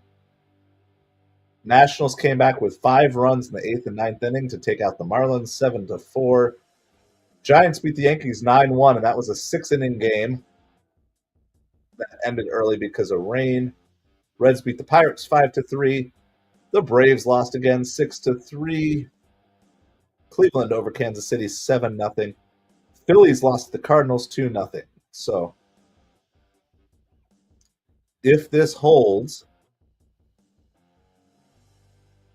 that's not good. I cannot do this. I got stuff to do tomorrow. So I hope I didn't get what you got, or at least can make it through tomorrow first. AJ Minter, Miguel Andujar battling here. It's 1-2 strikes, bottom of the 8th. Got him, swing and a miss. Nice pitch by Minter. But you better believe I'm going to bed as soon as this is done. No post-game wrap for me. I'll let all the other YouTube creators do that.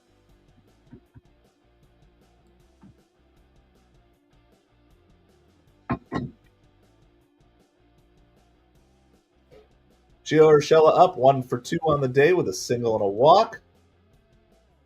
1 out here in the bottom of the 8th. AJ Minter pitching. Nice first pitch strike.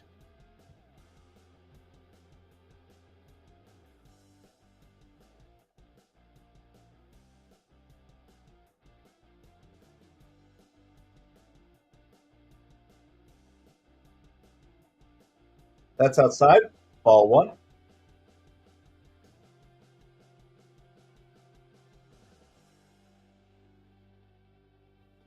Gary Cohen just said it's important to thank the people who are staying up late and watching this game. So that's us. That's you guys. Swing and a miss. 1-2 strikes to Urshela.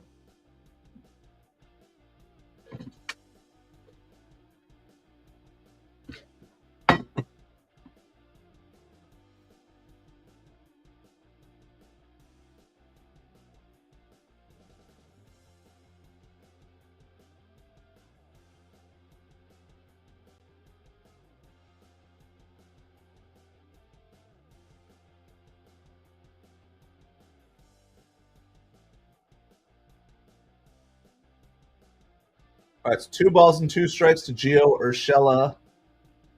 AJ Minter trying to work his way out of this inning. And the Mets will come up in the top of the 9th, try to pad the lead just a little bit. If you do pad the lead, grounder to Vientos, throws it over to Pete. Urshela is retired. 2 outs in the bottom of the 8th.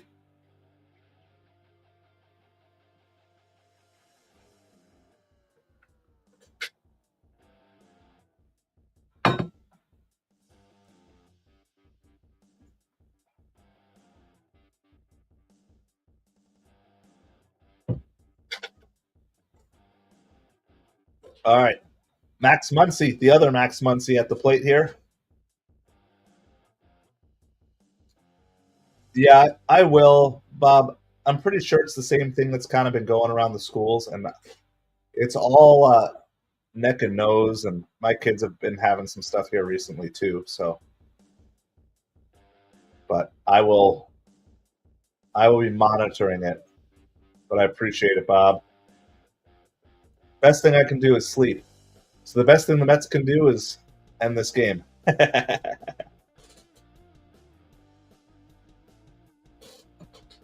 So we are going to the bottom of the 8th inning. Oh, I guess I already had that up there. Whatever. I'm ahead of the game here. You get what you pay for, right? I can say that while I'm still not monetized. You get what you pay for.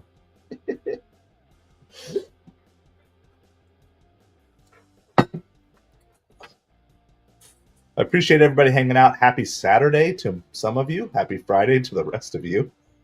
A bunch of you just moved into Saturday, all you Central Time Zone people. So hope you guys are having a great day. If you haven't done so, please hit that like, hit that subscribe. We're on the journey to 200 subscribers. And I appreciate each and every one of you who joined, whether you joined when we were doing stuff this spring and spring training, or you've just come along recently. Doesn't matter how long you've been here hanging out with us. I appreciate you so much. I'll do this my last commercial spot of the night before everything falls off. So if you want to support the channel, the easiest way you can do it is you just go to my eBay store. We got thousands of baseball and football cards. They're mostly cheap stuff that's not going to break the bank. Just a simple way to support the channel. And feel free to look through. We ship 5 days a week.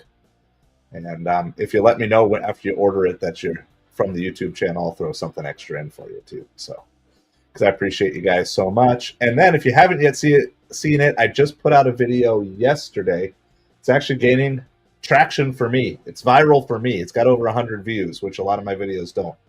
But it's the full history of what I could find, at least, of Take Me Out to the Ball Game. So it's a fun look into the song, and the chorus that we sing is not. Yeah, I did doze off a little bit, Bob. Not gonna lie. That's why I stood up for a little bit, and even then, not gonna lie. So, anyway, if you want to kind of learn about the full history of Take Me Out to the Ball Game, as far as I could find it, give that video a watch after we're done here. It's about 10 minutes. I had a lot of fun putting it together, and hopefully it'll help let more people know about my love for baseball and help unite more people who love baseball. It's 1 ball and 2 strikes to Brandon Nimmo. Jason Alexander. Jason Alexander, not the actor, the pitcher. He's pitching for the Athletics. Good take by Nimmo there. It's 2 balls and 2 strikes. We're at the top of the 9th. Bob's going to keep me accountable and keep me from falling asleep again here.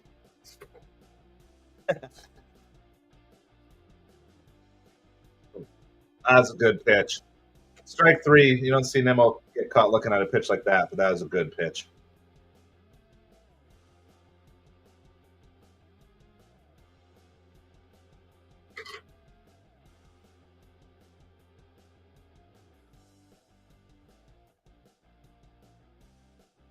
All right. Swaggy Marky V is at the plate.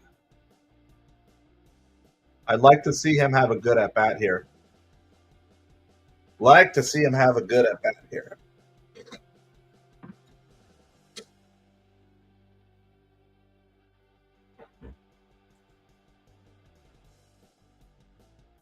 Grounded out to first. Soderstrom smothers it, tosses it to the pitcher, and Vientos is retired.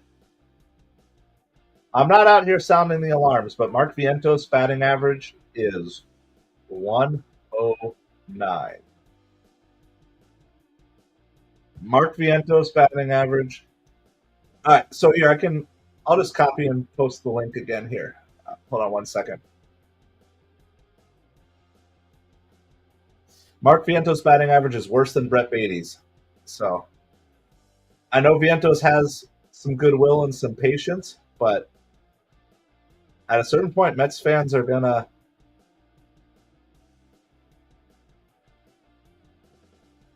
Blake cannot get it. Acuna is going to get on base with a pop fly single. So it's a good day for Acuna. I'll just post the direct link. You don't need it. That way you can just click through if you want. There's the eBay store. Until we have stuff like memberships and stuff unlocked on YouTube, that's one of my many other jobs. It's the eBay store. So, and feel free to send offers on stuff. And like I said, let me know if you're from YouTube. Let me know if you're from YouTube too, because I will work with you. Some of my prices are a little high to kind of scare off the super low ballers, but I try to work really well with people. So let's see if Acuna tries to steal here. Ooh. Terens swings and misses. No balls and 2 strikes.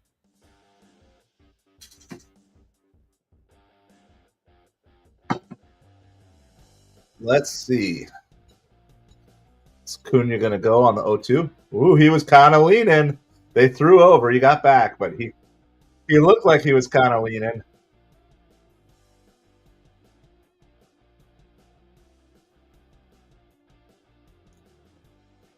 I mean, you want to be able to score if somehow Terens can put it into play here. And Terens goes down swing, so that doesn't even matter. So, it is Edwin Diaz time as we go to the top of the 9th inning. Mets are up 7-4. This is a save situation. This is not going to be my most enthusiastic trumpets, but we're still going to do it. All right, here we go. All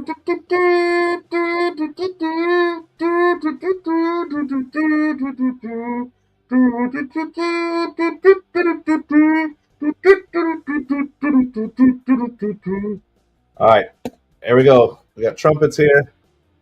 Oh, that kind of messes up the green screen. Anyway, we got Timmy trumpets. Let's see if Edwin Diaz can have. Awesome. Yeah, like look around. No, never any pressure to buy anything. Like it's just the one income stream that I've got that ties directly into what we do here. I actually want to do some more like card ripping on this channel eventually, but not ready to do that yet. So feel free to look through them, make offers. Again, just tell me that you're from YouTube, and I will cut you the best possible deal I can do.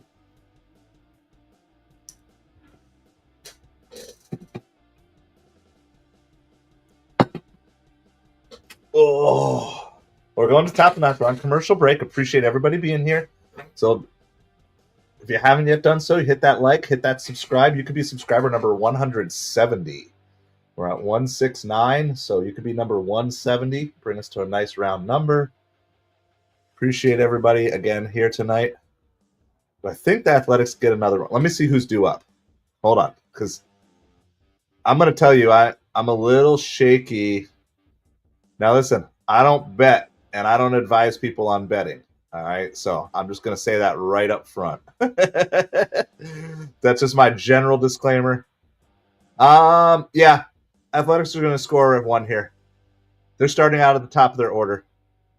Butler, Rooker, Soderstrom, Langoliers, Blade, Wilson, Andujar. Yeah. I think the Athletics get 1.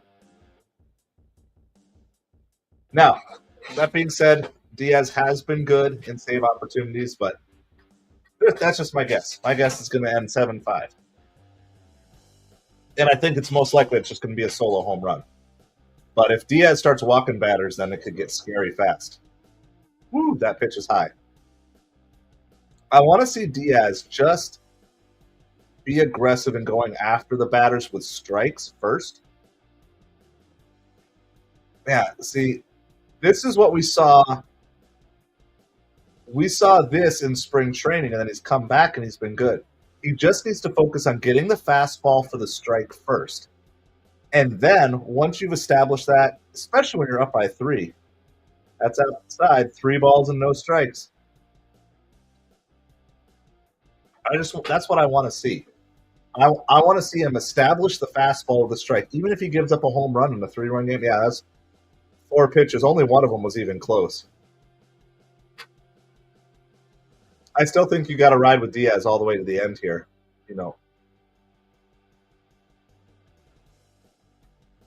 You ride with him. I just don't like how it feels like he's working on all of his other pitches still. And I just want him to go with a fastball and pitch strikes. There you go. That's a slider, but that was for a strike. So that's a good. But just get ahead of the bat, because Diaz's strength is when he's ahead. If Diaz has you 0-2, you're toast. That's popped up. Foul territory. Oh, Torrens drops it. Oh, no. Oh, no. That was a foul ball. That should have been caught.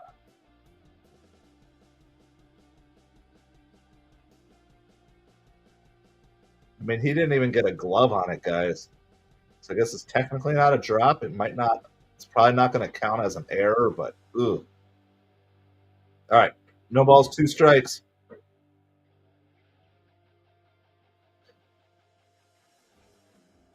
Ooh. That was a nice pitch. 98-mile fastball. It must have been just outside. That looked really good. Soderstrom is on deck. Rooker fouls this one away.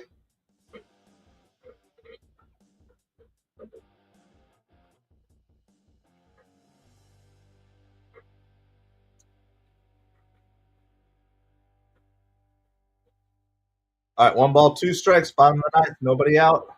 Did he go? Oh, he held the swing. Probably did. He probably held that. That bat was pretty high up. 2 balls, 2 strikes, runner on first, nobody out, bottom of the 9th. You do not want to you don't want to bring the tying run or the potential tying run to the plate here. Just go after him. Got him. There you go. There's strikeout 1. There's 1 out. Oh, yeah, we're bottom 9 now.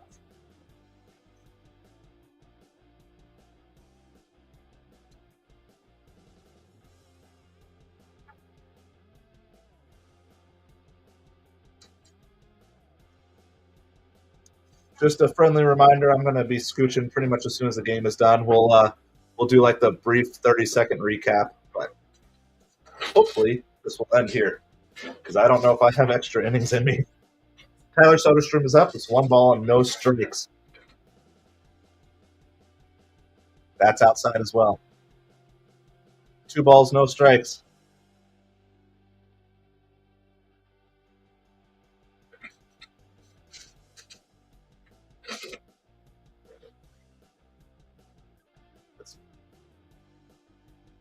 There's a strike. 2 balls, 1 strike to Soderstrom. Soderstrom is tied for the American League lead in home runs this season. Ooh. Wow, that pitch was close as well. 3 balls, 1 strike. Runner moves to second on defensive indifference.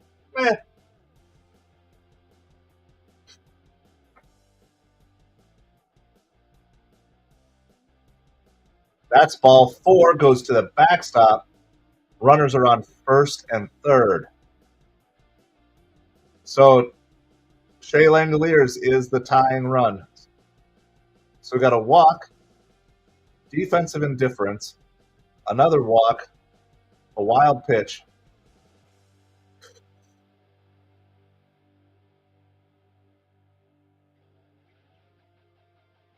Yeah, what Ron Darling is saying is correct. These aren't close pitches, guys. There's 1 or 2 that are close, but I mean, he's missed 5 or 6 pitches really bad. And I just feel like just got to focus on pound the strike zone. Ball one. Come on, Edwin.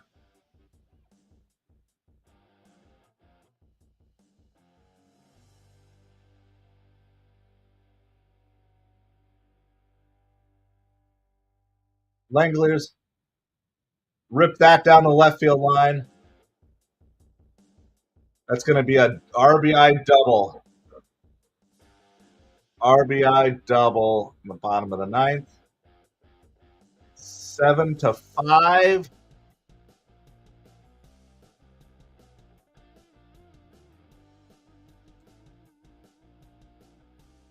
Shea Langoliers gets the Mets again.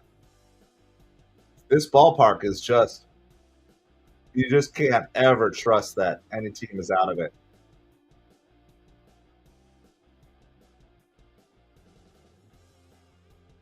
So there's going to be runners on second and third.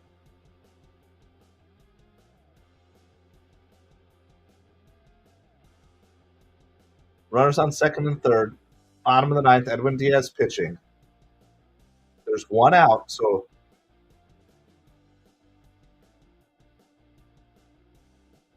Athletics are going to put in a pinch runner for Langoliers. He is the tying run on second base. JJ Blade, or as my kids call him, JJ Bleedy. All right. A base hit probably ties the game here. Yeah, Edwin's just missing his spots, guys. It's not good. It's if you saw the spring training Edwin Diaz, that's who we've had the last two games. Now he's got some grit and determination. There's a strike. That's right on the edge, but he got it. 1 ball, 1 strike.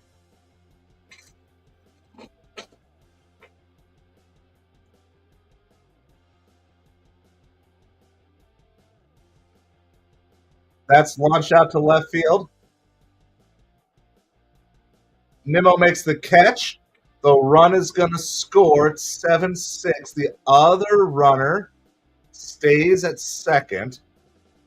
So it's not pretty. So 7-6. Jacob Wilson coming up for the Athletics. Yep.